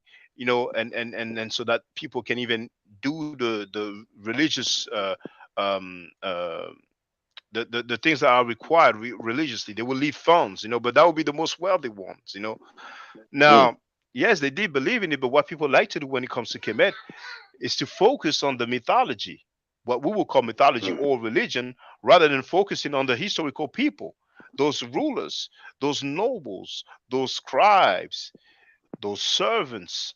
And It I wasn't think. very. Oh, go ahead. I'm sorry. I'm sorry. Go ahead. No, go ahead, brother, go ahead. I was just gonna say it wasn't very common for people at that time, at least as far as my studies, for them to write about themselves. It was more writing about what was around them and what's going on. It wasn't really like you don't have authors writing the book of me. You know what I'm saying? It's more about what's happening around them. So Well, I can give you an example. okay. Hold on.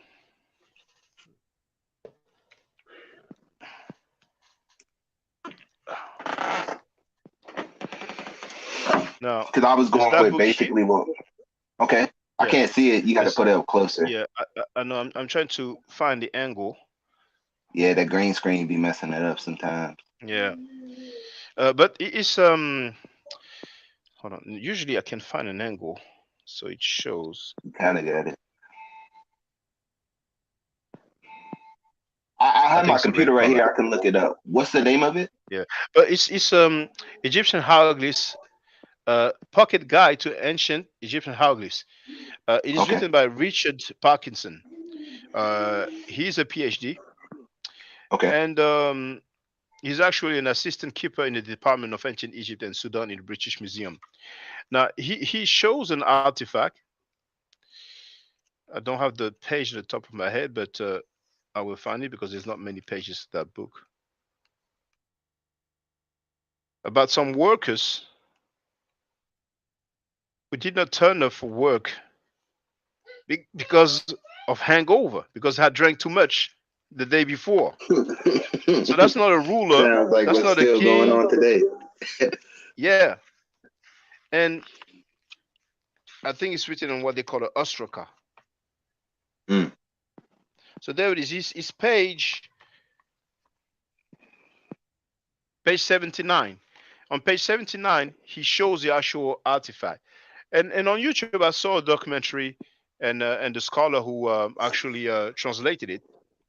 Mm-hmm. But hold on.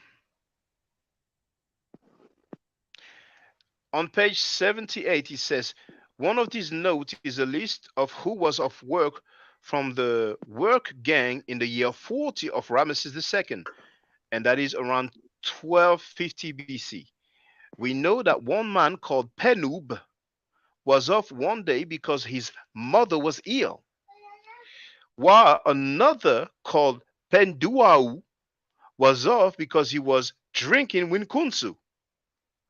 Their names are written from right to left in a column down the right with the dates they were off work. Their excuses are written above in red ink. Red ink is often used to highlight certain words. A papyrus tells how these workers went on strike because they had not received their wages on time. You see? So those were workers. They were like commoners or peasants. Mm-hmm. And we have their names and we know what they did.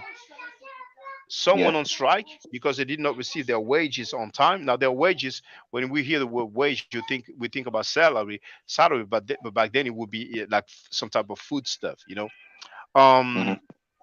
And we have the other two. One didn't turn up for work because his mother was ill, and the other one didn't turn up for work because he had been drinking with his homie Kunsu, you know. So even for commoners, we have their names and we know what they have done. So when it comes to the Son of God, when he was baptized, a voice was heard that said, you know, he is my son. You know, if I'm not mistaken, that's in the Bible. When John the Baptist baptized Jesus, a voice was heard. You know what I'm saying? And he walked on water, and he changed water into wine, and he resurrected Lazarus, and he also resurrected a girl, the daughter of the soldier, you know, and he multiplied the bread and the fishes. So besides his death with the eclipse and the earthquake, we have all these miracles performed, but nobody cared to say, oh, you know what, I'm going to write that today. Now, when he went up to the sky after his sermon, if I'm not mistaken, it says that it was in front of thousands of people. So out of those thousands of people, they were all illiterate. It's quite unlikely to believe that is the case. But we would have to go into, okay, what did these people write on? The people of Israel. What was their common way of writing? What would they write on? They wouldn't write in. Feel free to find out. Scholars have been dealing with that. They've been translating their text. I can tell you that we have the Ugaritic text that says that El got so drunk that he fell in his own feces and urine. You know, those are some of the things that they used to write. And El invited other deities, you know, like Baal and. No, I'm saying what would they write these documents on? Because they would have to withstand time, right? Oh yeah, you have different type of material, but you know, you know, it's like stuff like made out of like rock, limestone, You know, there's different type of kind of Do material. we find For a example, lot of Israel people in Israel writing on stone? yes, there are some remains indeed. You know, we have the Okay. Moabite stone or Mesha stele. Some Hmm. people will argue, okay, those are not Israelites, but you know, we have Right. artifacts from Canaan. You know, for example, I'm sure you have seen Hezekiah's seal, right? Yeah. Yes, sir. So that's one of them. And what do we see? We see two ankhs and the sun Hmm. wing disc. So Hmm. Hezekiah is But mentioned in the Hezekiah Bible, was an Israelite. yes, but Yeah, he had two ankhs on his royal seal. So because it's he was safe a to presume vassal of that, them, most well, likely. most likely, you know, but we can find out. Yeah. But I'm not sure. I'm not sure if that's the case. I'm not sure. You know, so that would be interesting. Maybe somebody will leave a comment and tell us, okay, yes, we have attestation that he was a vassal. Indeed, Kemet had dominion over some parts of uh, um, uh, Canaan, or what we call Palestine or Israel today. It is a Hmm. reality, but it was not forever. You know, so we need to find out during that time period if it was the case. But since we don't have any mention of that, well, there's none that I know of. I don't know everything. You know, maybe it is the case that it was a vassal. It's safe to presume that King Hezekiah had a great deal of respect for at least the Ankh, and we know the Ankh is Egyptian. You know, that's not Right. Hebrew. That's a Canaanite thing.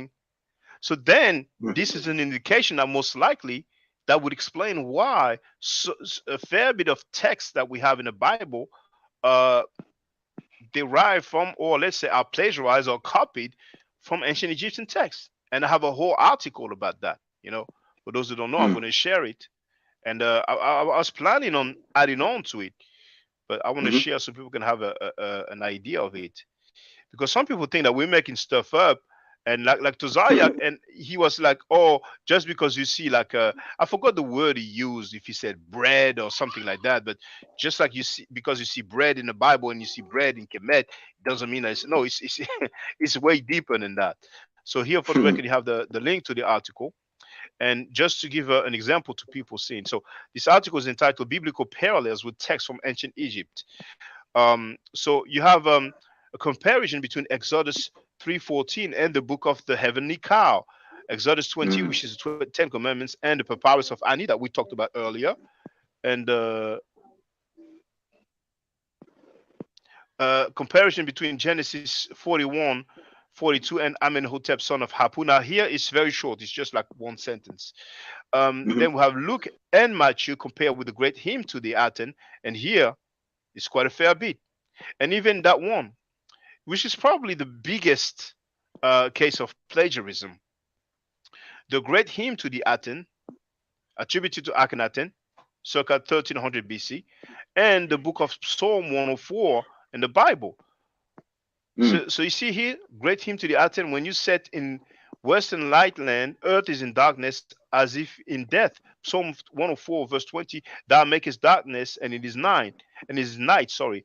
Hymn to the Aten, every Hmm. lion comes from his den. Psalm 104, verse 21, the young lions roar after their prey. And you have so many, so it's not just a few words here, and there. It's actually sentences. And the things that is sentences from the same text. On one hand, the great hymn to the Aten, on the other hand, Psalm 104. You know, and a lot of people are not aware of that. And you also have Proverbs compared with Amenemope's instruction.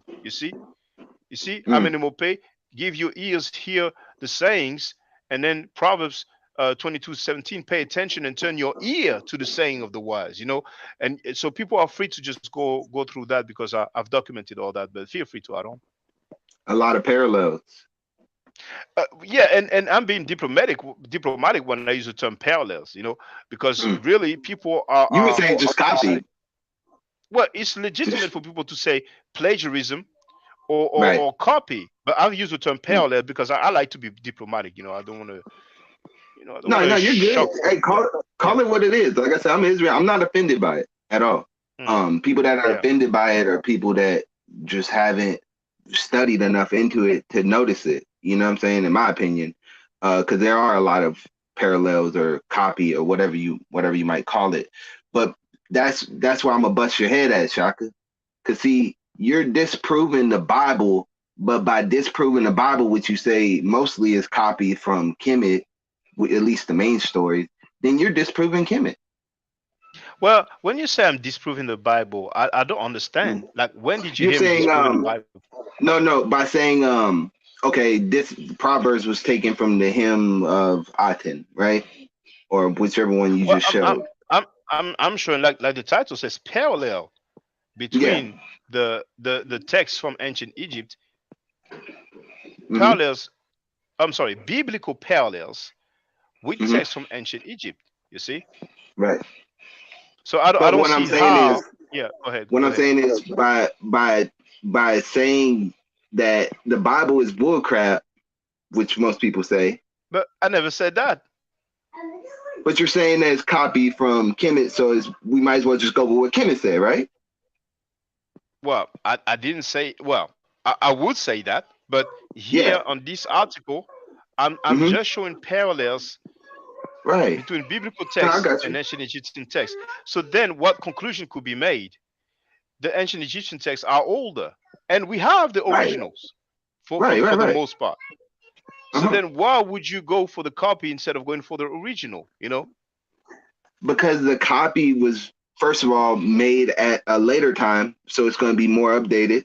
Okay, that's number one. No, brother. No, a copy cannot be more updated. Like, if you have some, it's going to have more to it. It's going to be more in the time frame. Yeah. Yeah, you could have more to it, but a copy of a text can never be more updated than the original text. Now, a product like a car can be updated. You have different models, and knowledge about something like a academic field, whether it's medicine or whether it's anthropology. You could have some written word that's updated. You know what I'm saying? But let's say if we deal with anthropology and somebody found some skeleton, and the skeleton remains the same. The skeleton cannot be updated. So the commentary can have more information. But there it is.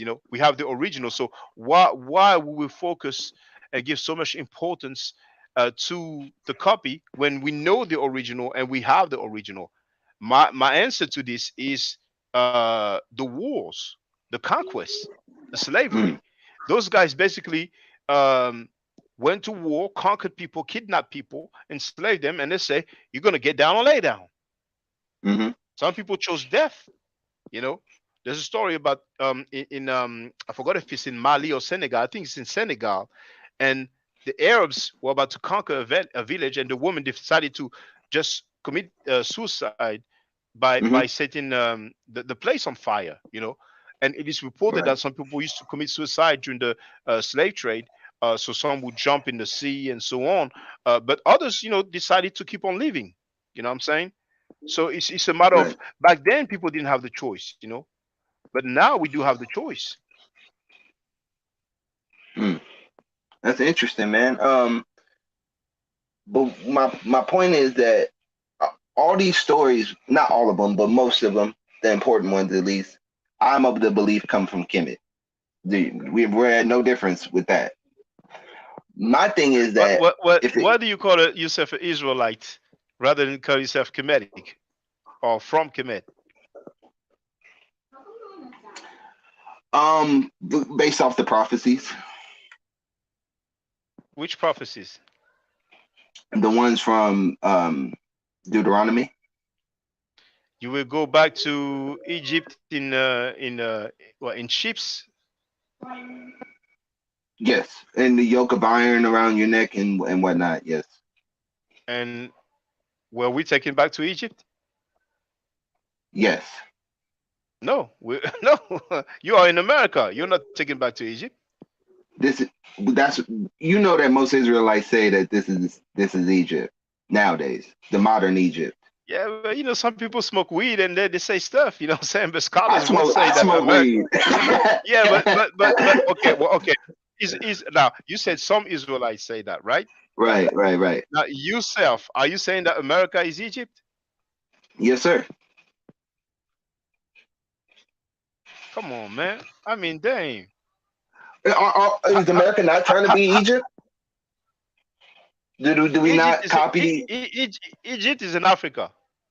America is in North. So how can a place in Africa be a place in the Americas? It's not even possible. No, okay, yeah, I see what you're saying. No, it's not physically. Oh, this is Egypt. I know Egypt's in goddamn Africa, but what I'm saying is this is the modern day house of bondage. That's why Israelites say that. Yeah, but they can say it's a modern day house of bondage. They can say that, but they cannot twist the scripture to make it fit their narrative. You know what I'm saying? People say it's a we prophecy, have to look at. Yeah, we would have to look at we have to look at it. Okay, dude, is when they came over here, they built a lot of this stuff based off of Greece and Egypt, which were the biggest, most powerful empires probably ever. So, of course, they were going to. Can you repeat that sentence, please?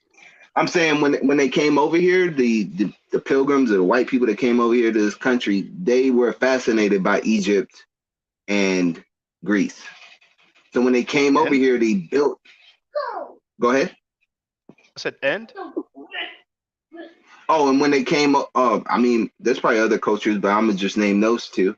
But when they came over here, they built a lot of this stuff based off of those countries.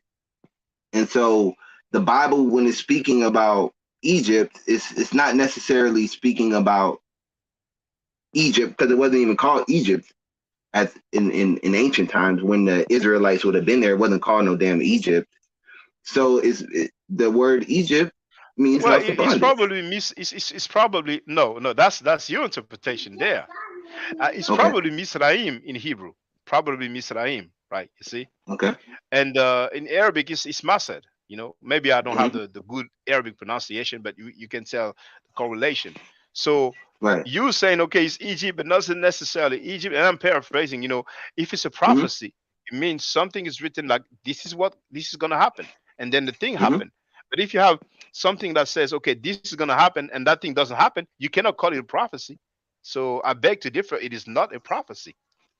It is an interpretation from some Hebrew Israelites, just like the 12 tribe chart. Yeah, go ahead. What it spoke of happened. What it spoke of in Deuteronomy happened, whether it was to us specifically or it happened to somebody. So it is a prophecy. Well, you said yourself that in Deuteronomy, it says, you know, that they will be taken back. They will be taken back to Egypt in bondage, right? Yes, sir.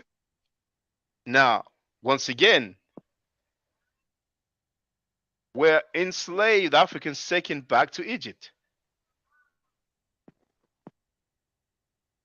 I already said I believe that America is the Egypt that it's speaking of. Yeah, but you have the right to. But see, yeah, I can even cut you the other way, because you can't prove that they weren't taken back to Egypt either. Well, it's not what you know; it's what you can prove. Like Alonzo said in Training Day, because everybody can believe something. The burden of proof is on the claimants. That's not always the case, though, with everything. You can't say because you have no proof. Then I can switch it back to you and say, well, I'm accusing you of having stolen the car yesterday.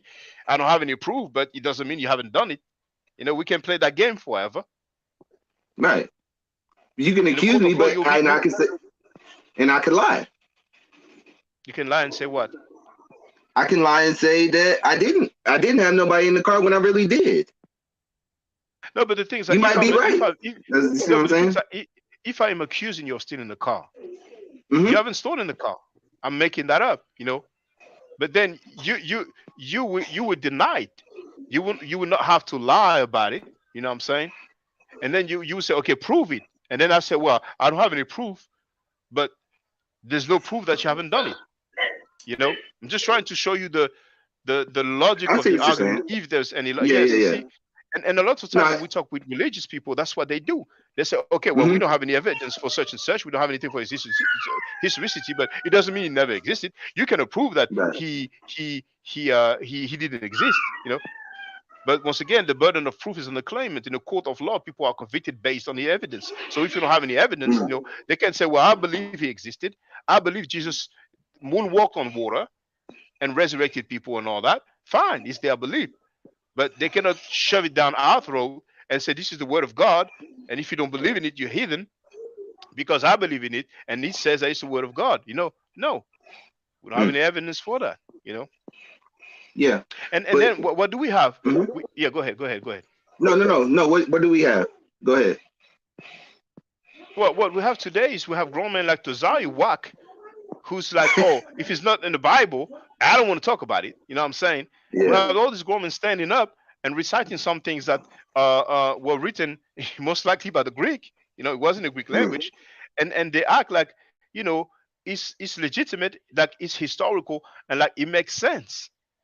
But when we read where it says, it is in Deuteronomy, if I'm not mistaken, if a man forces himself on a virgin in the field, and they are caught, the man will pay 50 shekels, and he will have to marry her, and he can never divorce her. Who asked the woman's opinion? Who asked the woman if she wants to marry her rapist? And he says, if they are caught, which means that if they are not caught, then it's all good. Which God will write that? And even says Elohim, which is a plural. It means gods. And he says, let us make. So we can see it's actually man who wrote this. You know what I'm saying?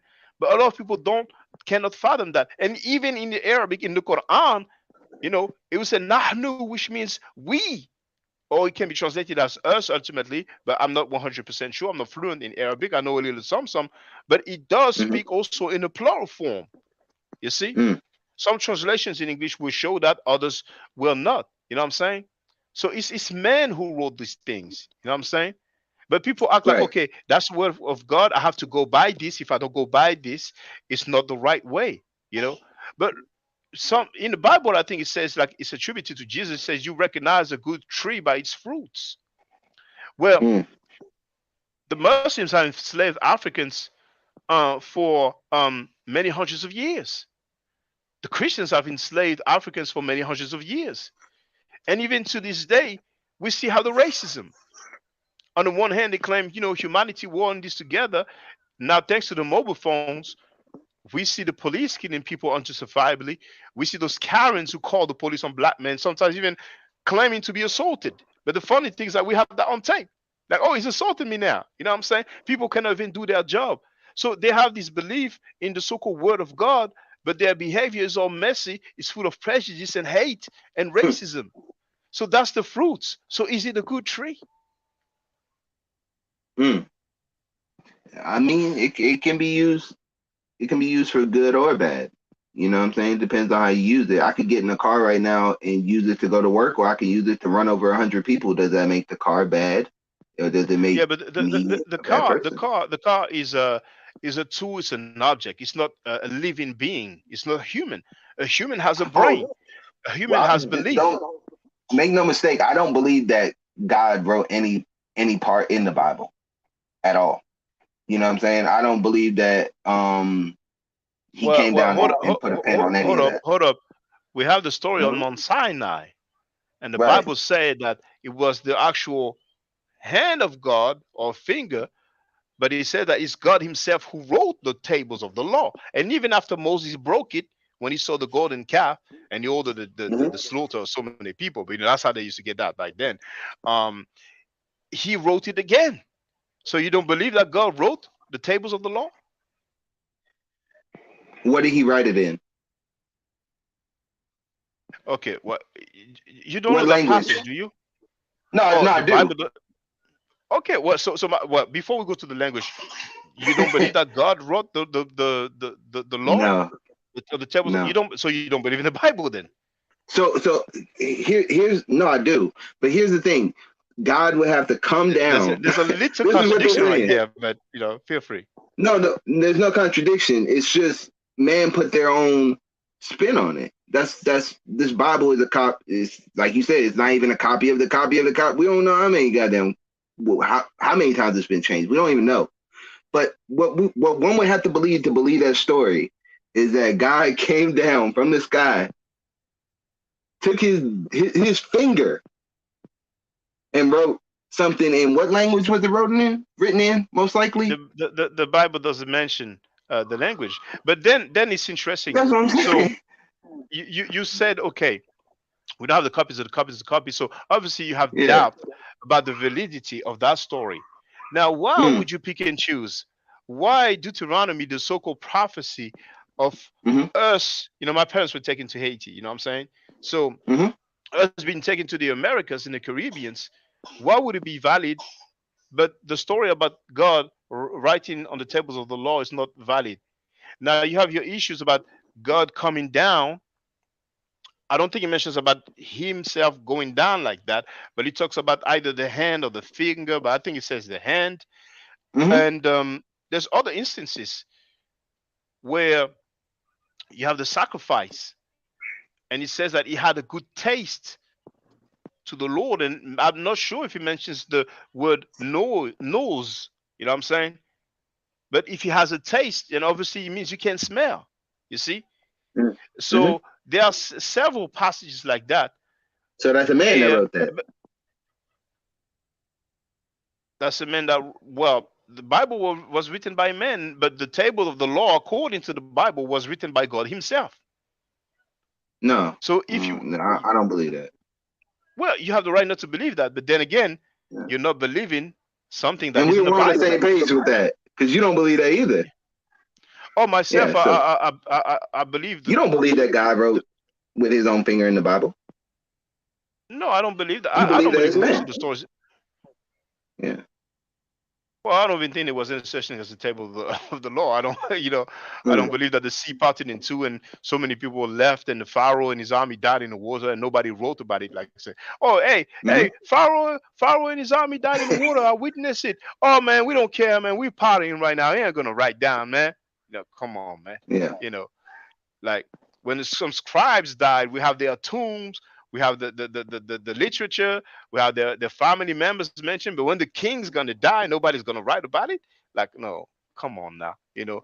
Plus, they spent so many years in the desert, and people barely find anything. They've been searching in the Sinai desert for so many years, and they ended up saying, "Well, you know, that was folklore, man." You know what I'm saying? I cannot give you the name of the scholars from the top of my head, but several people have said, "Okay, most likely it is folklore. It didn't happen." The Exodus story is really the foundation for all these you know, myths, belief, literature. You know what I'm saying? It's the founding myth, or let's say founding narrative, or founding story. And the strange thing, or not to say the funny thing, is that there's no ground or basis historically for this story having taken place. You know, besides, he says Pharaoh. Pharaoh is just a title; it's not a name. Which Pharaoh is it?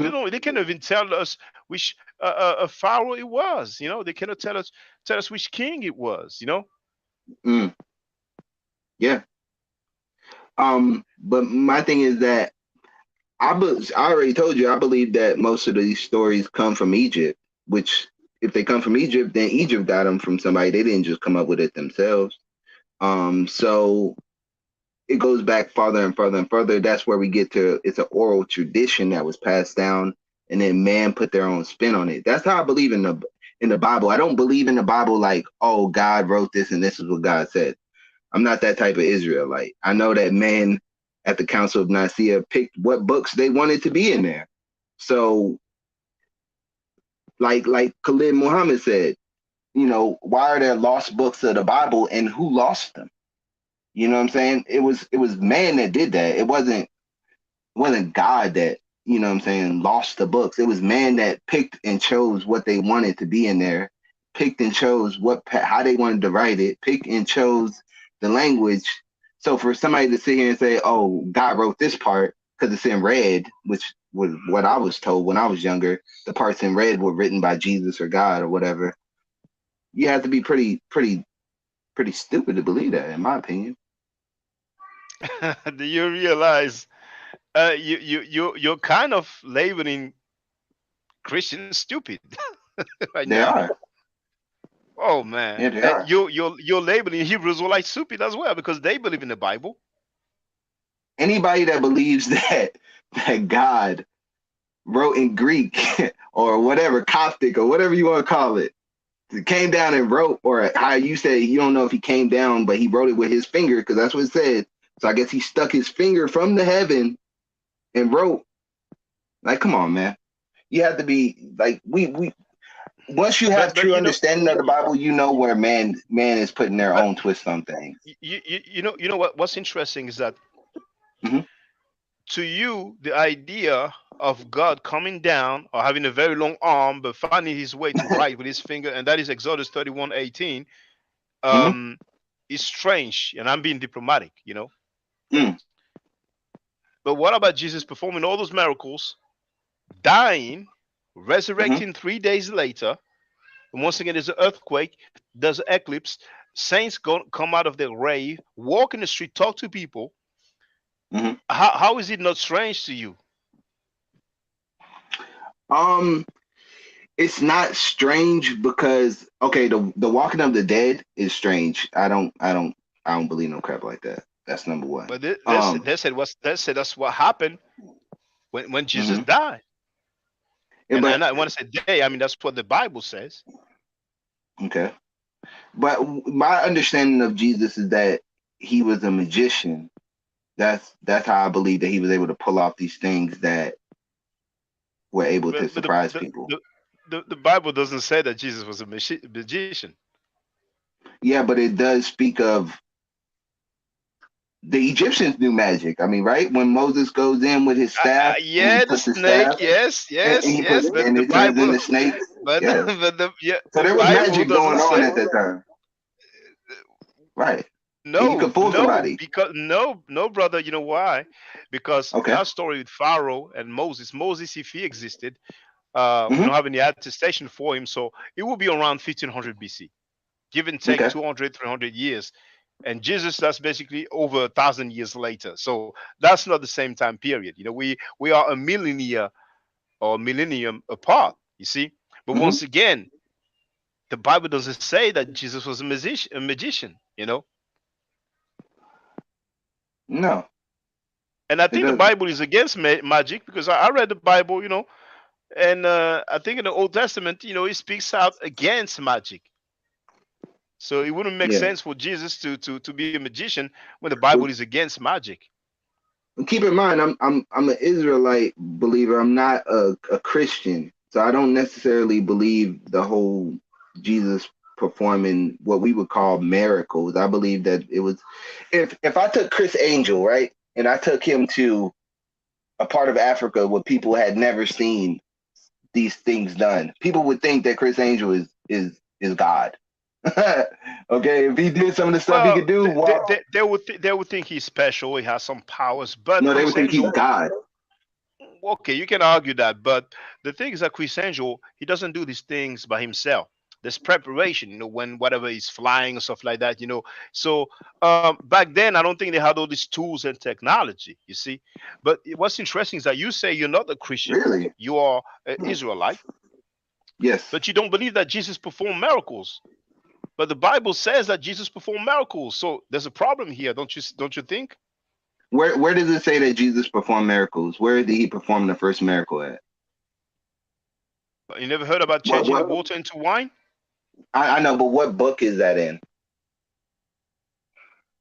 Well, one of the gospels, but you know what? Like you Yeah. acknowledge that it's written there. So, what Mhm. difference does it? I mean, it's written. That's what I'm Do you saying. agree that I'm this a, is written? yeah. So Yeah, I do. isn't that a miracle? Changing water into wine? I don't know. I don't know. I wouldn't All say right. it's a Okay. miracle. Hold on. We have the story of, like I said, the snakes, right?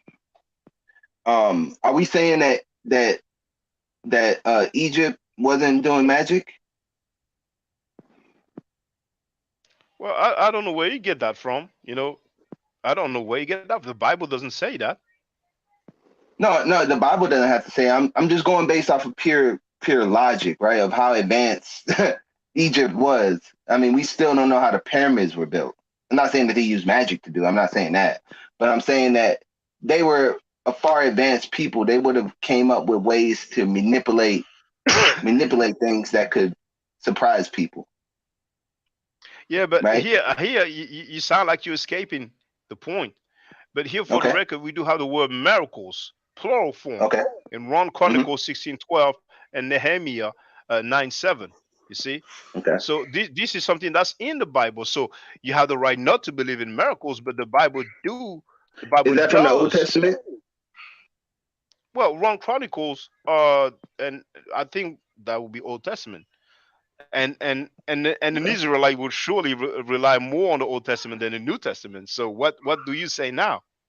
No, I rely on the Old Testament. Yeah. All right. So I mean, I can Okay. verify, Bible 1 Chronicles, but I'm sure that's the Chronicles of the King. So I'm sure that's the Old Testament. So yeah, that's the Old Testament. And Nehemiah, by the name alone, book of Nehemiah, that is, what do they mention? Book of Nehemiah, that is the Hebrew Bible.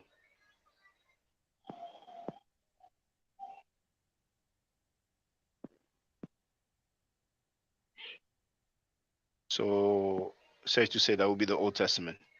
Hold on, Yes, in Old Testament, yes. Both of them are from the Old Testament. It does mention miracles, to me, you sound like you are like an alternative believer in the Bible. You basically believe in some things and other things you just don't believe in, and you have the right to. But usually Christians and Hebrews or like Jewish people, they believe everything that's in the Bible. Usually that's how they are. So you are different. Yeah. Well, because I know that most of these stories come from Egypt. I'm at no disagreement with that. And I don't. A lot of people.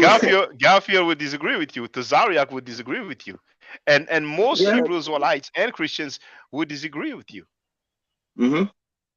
But would they be right? You tell me. You would say no. You would be in more agreement with me. You know what I'm saying? You would agree more with me. But you are believing in the Bible. I am not, and that's where it is. But by not believing in the Bible, you're not believing in your own stories by your own logic, because you're saying these stories, most of them come from Egypt. So if you don't believe in the stories that are in the Bible, which came from Egypt, then you don't believe in your own story. I don't recall saying most of them, but surely we have a few. You don't believe in the flood?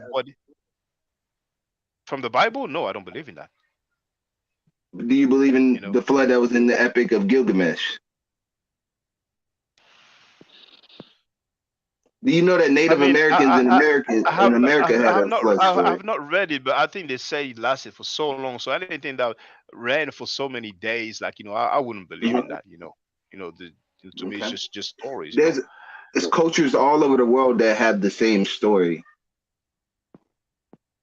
Yeah, but what's interesting is the chronology. What came first? So everything after, it's possibilities like either copy or plagiarize or influence, But the main thing is, once again, why do you call yourself an Israelite if you say yourself that most of the stories come from Egypt? Why don't you call yourself, a follower of Kemet or Commission? Why would you call yourself an Israelite and not Commission? That's what I don't understand. And I'm not saying you should. I told you. No, I told you that before. You can call me that. You can call me that. No, I have no it's problem not me. with It's that. like you define yourself. You're the one who define yourself.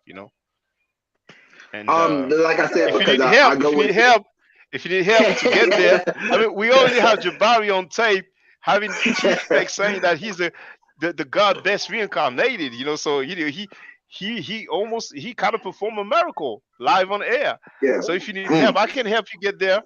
I can help you get there. That's the thing, though, Shaka. I'm already there, man. I'm already there. I'm just. Well, I'm not gonna. You wouldn't call yourself an Israelite if you were there. Well, what would I call myself? A Commission? Would that be fair? That would make more sense. I mean, you can. Okay, so where did the Commissions get it from? From themselves, or did they make it? So the Commissions made up their belief stories. They made them up themselves. The Commissions. I would say so. Yes. We have the records. We have the data all over the world. Okay. It doesn't come from more southern Africa. They came up with them themselves. If somebody think so, then let us see what data they have to make that argument. But we My do point have. is, so why do you call yourself a Kimite when they got it from somebody? Why don't you go back to what they believed in, the people that gave it Who to said them? who said they got it from somebody? I think I don't remember off the top of my head, man, but I remember looking into it where we go into like Nubia and more southern Africa, where we start to see these stories being erected. Not necessarily the names of the same deities, but the attributes of these deities that were carried over into Kemet. So my thing is, why don't we go back? If we're gonna go back and call ourselves the original, why don't we go all the way back then? Because it didn't start in Egypt. It started in southern Africa. You sound like Reggie right now. You are being Okay. what people call a purist.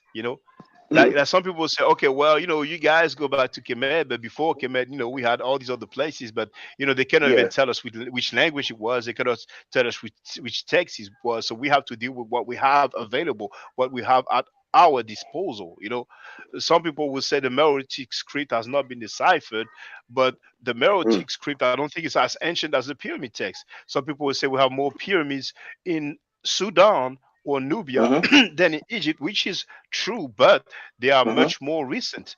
The ones in the Giza Plateau, are much more older. They are around. That's what I'm getting at 2400 with the BC. Bible. The Bible's much more recent than Egypt, so that's why I go with that.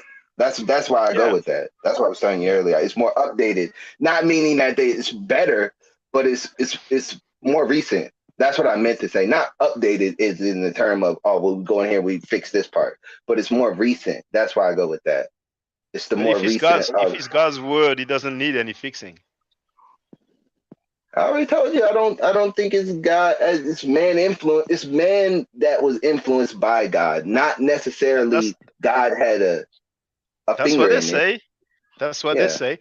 But once again, the Bible says, and I showed it to you. And I can put it up again.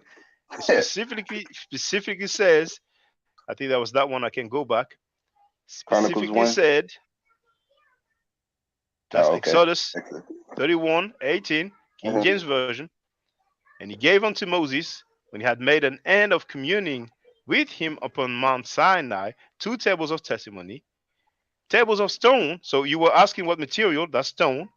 Written with the finger of God. Oh my goodness, the finger of God. Young Heru has joined us. Feel free to add on, brother Young Heru. I'm just coming on, Shaka. I'm just listening to Radio 1 pressure with these questions. Hey, let me ask you something, Radio Radio 1. No, it's too real. It's Oh, not Radio too 1. real. My bad. He said that he would go with the Bible. Don't you think that the Bible is more dangerous to go with since it's newer? Don't you think that the stories were rewritten so many times that it's more false that it's newer? Don't you think the ancient ones would be more how can you say it, less plagiarized or copied or how you call it, like rewritten? When somebody stole something and they try to make it their own. Don't you think the newer one is the worst ones to go with? Yes, in some ways, but that's why I don't read into those books. Like I don't read into any of the books that were created under the times of the Romans, as far as when the Bible is talking about. Like, so I don't. I really only mess with Genesis, Exodus, Deuteronomy, and Leviticus, and parts of Proverbs. To be honest with you, but yeah, I do agree with you. It could be more dangerous, yes. Yeah, because that's the same thing I was saying. Because at the time these books were constructive, like these people was in war and had a agenda, so that's why I really look into more ancient time studies, because it just seemed more genuine to me and more explainable. Like a lot of stuff in the Bible, it gets you confused, and it's like so fairy tale. It's like in reality some of the stories just don't add up. But did you look at the debate last night? Nah, I didn't buy that one. I'm gonna buy the Shaka one. I didn't want to buy. I don't like Chris Harris. I don't. True. Yeah, they all over the place. But yeah, I was just wondering because I'm hearing people say Chris Harris won, but I ain't got time to be paying for these people debates because they too fake to me. So Well, for the record, Shaka think Jabari, Chris won. yeah, well, from what I've seen, yes. I've read the comments, and I heard that small part, where because I was looking at the comments and I came on the part where Jabari said that Chris won, and then Saneda himself said that he agrees with what Jabari said, and yeah, Saneda even critiqued Tazaryach, and I think Tazaryach probably you know yeah, let him and know, man, I saw a little bit of that, and you know what was so funny, right? Garfield was trying to step up for Tazaryach, and Jabari made him look like a fool as usual, man. It's as so usual, funny. yeah. Yeah, the guy is so pathetic. Like, I don't know what his issue is, but he wish he was Jabari. It must be, because he's always criticizing the guy when he's not wrong. And Jabari pulled him up on the Christina Nick thing because he thinks Jabari ain't been watching, and he made him look stupid because he was trying to say Christina Nick, had something to say, and the girl ain't had nothing to say. She ain't had no proof of nothing. She couldn't sauce up with nothing. And here you go running your mouth. So Jabari pulled him up on it last night and made him look like the idiot he was. Now Garfield Reed, he just needs to step his game up. He thought he could go against Jabari. He didn't do so. He came up with some excuses. But that's a problem, and Sanetta needs people to speak on his platform no matter what they say. And that time is more desperate than other time. People must have noticed that lately a lot of people who were there are no longer there, you know? And I gave a few Yeah, names, you know what I'm saying? Sutek, Sankofa, even the guy with the Moorish hat, the young guy who said that there's a glyph that means Allah. I forgot his name. Utari, And come again?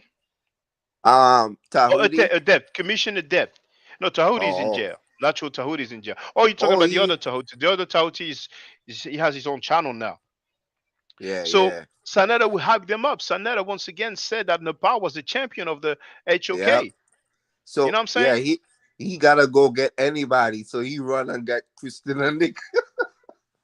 And well, I never heard that lady. You know what I'm saying? But I saw the heading that said that she was questioning Jabari and all that, and um, Butler Reggie he put a battery on Garfield's back because Butler Reggie is a coward. He's going to send people and then later on speak. You know what I'm saying?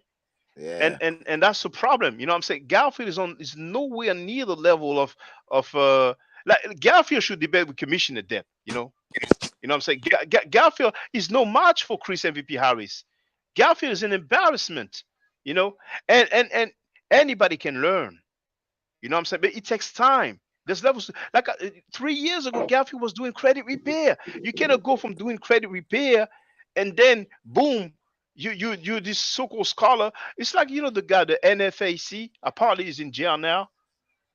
I've and shown to people that like 2 years or so before it became this militant weapon wearing, not effing around coalition, he was considering running for presidential election again because people don't know that he was once a candidate for the presidency of the United States of America.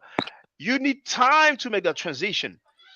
It's not impossible, but not within 2 to 3 years. No, you know, and that's a problem. There's levels to these people don't understand that. yeah, There's a lot of yeah. people who like to talk smack about me because they heard somebody say, "Oh, this guy is this and he's that," but they know damn well that And if they try to face me, you he know said, what's so "Unc."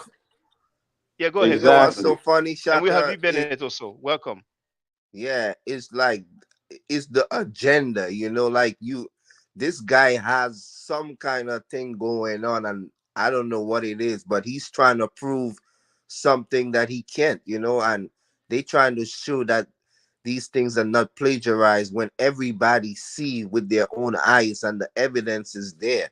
So why are you keep repeating yourself trying to prove something you can't? And every time you do, Jabari make you look like the fool you are. But yet, you know, they still have an agenda. Tomorrow they're gonna come up and try to bring up some new argument. You know, it's like, why are these people trying, this so-called black people, so-called the same guy that said, oh, everything revived from Kemet, but he's still trying to prove that these things did not come from Kemet. Like, it don't make no sense, bro. Exactly. It's the original. There's nothing new under the sun.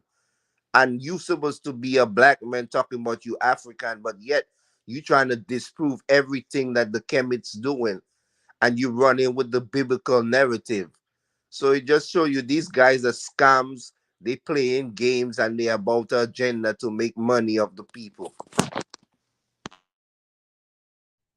That's actually sad, man. Yeah, go ahead, Vivan.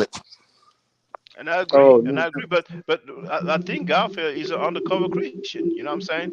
And people have the right to have their belief. But what they've been doing is try to make us look crazy, try to make us look pseudo. And we do have the scholarship. You know, we do show the scholars who back up what we're saying. We do have the records. But those guys only have one book that they quote and recite and act like if we don't believe in it, we are crazy or something. And in the meantime, they're molesting children. I mean, it's just getting out of hands, you know. Or another thing that radio, I mean, Too Real was saying, like, I don't understand why people think they have to identify with some ancient, with some people culture from some whatever time it was, you know. Like he said, you could read these books and don't take them literally. That don't mean you're supposed to call yourself an Egyptian, or it have different knowledge from all different sources from all different times, you know, in Africa alone, much less for around the world, you know. So I don't, people they be too much into these things like heaven and hell, you know what I mean? That's a mindset, bro. That's like, nobody don't know hell and heaven could be right here on earth, you know. Like, life is what you make it, you know what I'm saying? Nobody never come from the dead and tell nobody that some afterlife exists. But if you want to believe that, for you to build courage, for you to keep going, that's up to you, you know what I'm saying? But at the end of the day, reality says you live and you pass.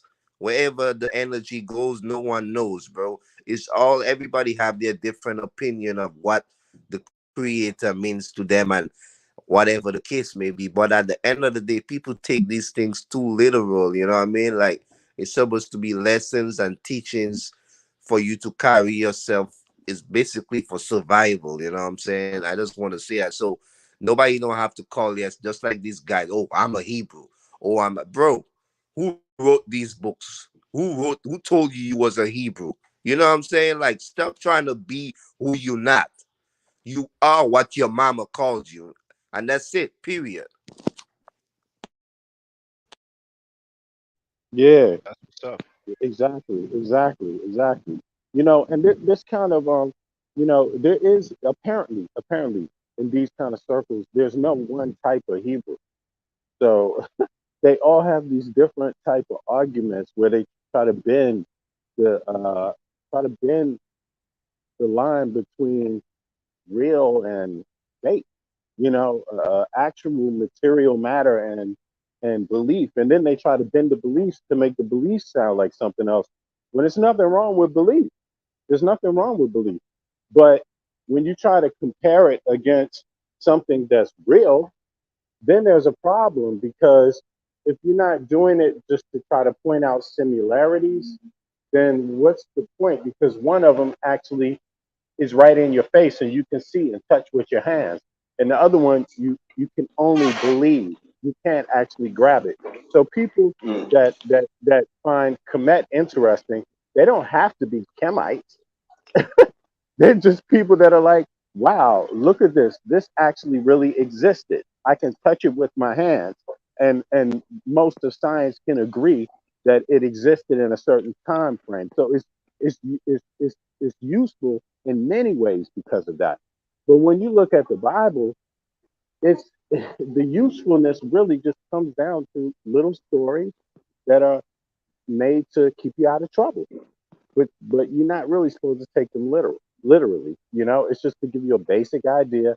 And when it gets into the hateful part, you know, who's good and who's evil, and trying to literally apply that, I think that's where the problem comes from, because a lot of this stuff is not corroborated by anybody else with a pen, any other governments of those times, any other, you know, scholars or historians of those times. So that's where people get into trouble.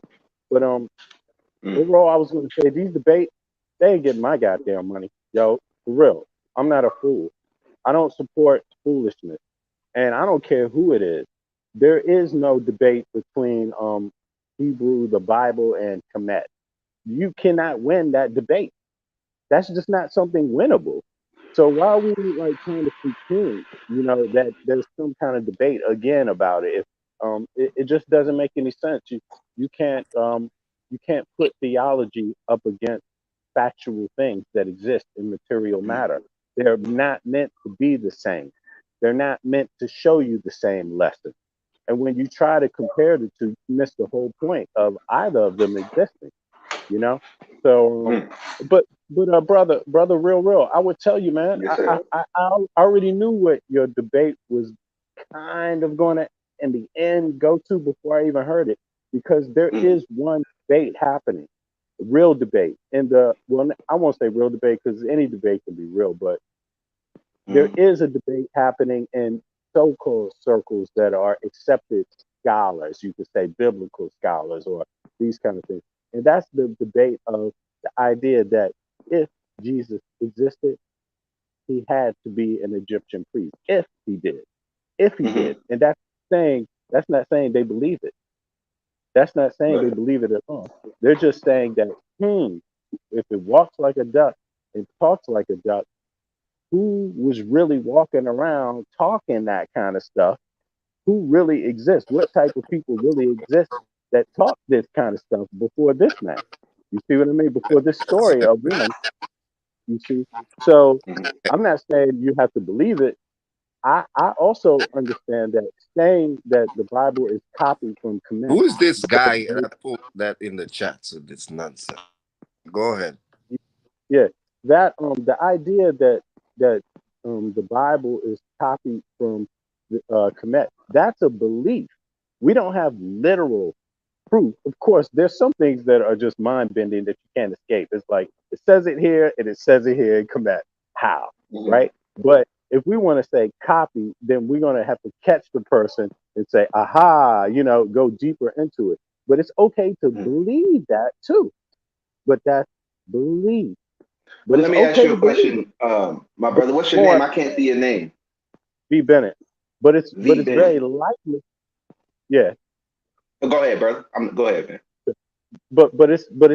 It's more likely than a lot of debate, but it doesn't even have to be true to have a point in saying that, because there is obviously relation among the people in that region.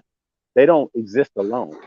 They were aware of each other. All these people were aware of each other. You see what I mean? So, and Right. it says in the Bible, one of the first things it says is Moses was learned in all the ways of the Egyptians. So, if you want to use the theology part of it, you can't walk past looking at Egyptian theology. You can't. I You agree. have to start there. Yeah. So that's all I'm saying. And a lot of people But just say, oh, you know, I don't want to read Egyptian theology, right? But my question is, why wouldn't you want to know the Egyptian theology if Moses was learned in all the ways of the Egyptians? If you want to know where They Moses got it from, then you would want to start there. they right, and stopped.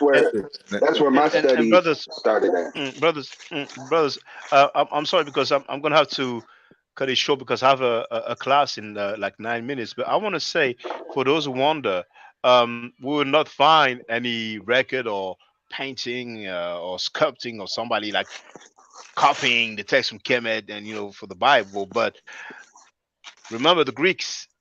The oldest Bible that we know of is in Greek. The Greeks went to Kemet during time when the language was still spoken.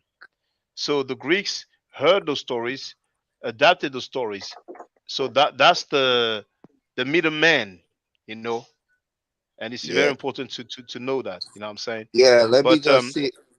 yeah, Go feel ahead. free, I'm bro. about to jump off 'cause I know you gotta go. Like you just said, bro, it's history will tell you where these stories revive from, regardless of how you wanna go around it. You know what I mean? The same thing, like I said, nothing is not new under the sun. So the stories will never be the same because it's different cultures, different languages, and the people told you where they get it from. We don't know what kind of people was in ancient time, if they were the same kind of people, if they were stronger, how, you know what I mean? You can't compare yourself to these people you never lived with and walk with, you know, on this earth. So we need to stop living in delusion land, man. You know what I mean? We have to get back to reality for what it is, you know what I'm saying? But at the end of the day, like I said, stories came from different stories, regardless if it's not exactly the same, because these people can't tell you where they get these stories from, these myths from, this Jesus and this Bible book from. They stole it from other stories before that, and they put their book together, just like you could do right now today. You could take stories from all over and come up with your own ideas and your own conclusions and write a book. So I just wanted to say that, you know what I mean? Like, and I just think most of these stories was never actually real. It was just man imagination running with him. All right, brothers. So, brothers, I appreciate the conversation. Hey, too real, too real. Sorry, too real, real. It was a nice conversation, you know. And thank you, Vibenet. Thank you, Young Heru. That next live stream Yeah, about so you Africa good, man. Bambara. Yeah, and thank you for sending that link to me, brother V Bennett. I was halfway through and I thought, no, I'm going to read that live on air. So maybe after the class, if I feel okay, I might do it. But I have scheduled it for Tuesday because I have a class like a Monday after work. So it'll be either later on, like basically in an hour, or Tuesday. Depends on how I feel if I'm not too tired. So make sure that you subscribe to my channel, that you hit that notification bell. And I want to thank you all, everybody in the chat. All right, and thank you once again to Real Real. Always feel free Yes, sir. to come and ask your questions. All right. Yes, sir. Yes, So sir. brothers and All right, man. sisters, yes, yes. Stay safe, stay healthy. If I'm allowed to by the nature, I will definitely holler back at you. I don't argue, I state facts. If you're not part of the solution, you're part of the problem. Do I to do a nature hotel? Now, for the record, for those who don't know, I'm giving middle nature classes. And here, that's the flyer. Okay? So, those who are interested, feel free to holler at me. If you're not interested, it's cool. But I recommend that everybody who has not yet seen the video, Kemet and Ma'at, before Judaism, Christianity, and Islam, then watch it. It has about 300,000 views and really deserves to have a lot more. I just want to let everyone know who's listening in now and who's going to listen to this stream in the future. I just had my first Meta Nature class by Brother Shaka today, and I've had other Meta Nature lessons by other teachers, and I can tell you right now, the brother is the best in the game. He is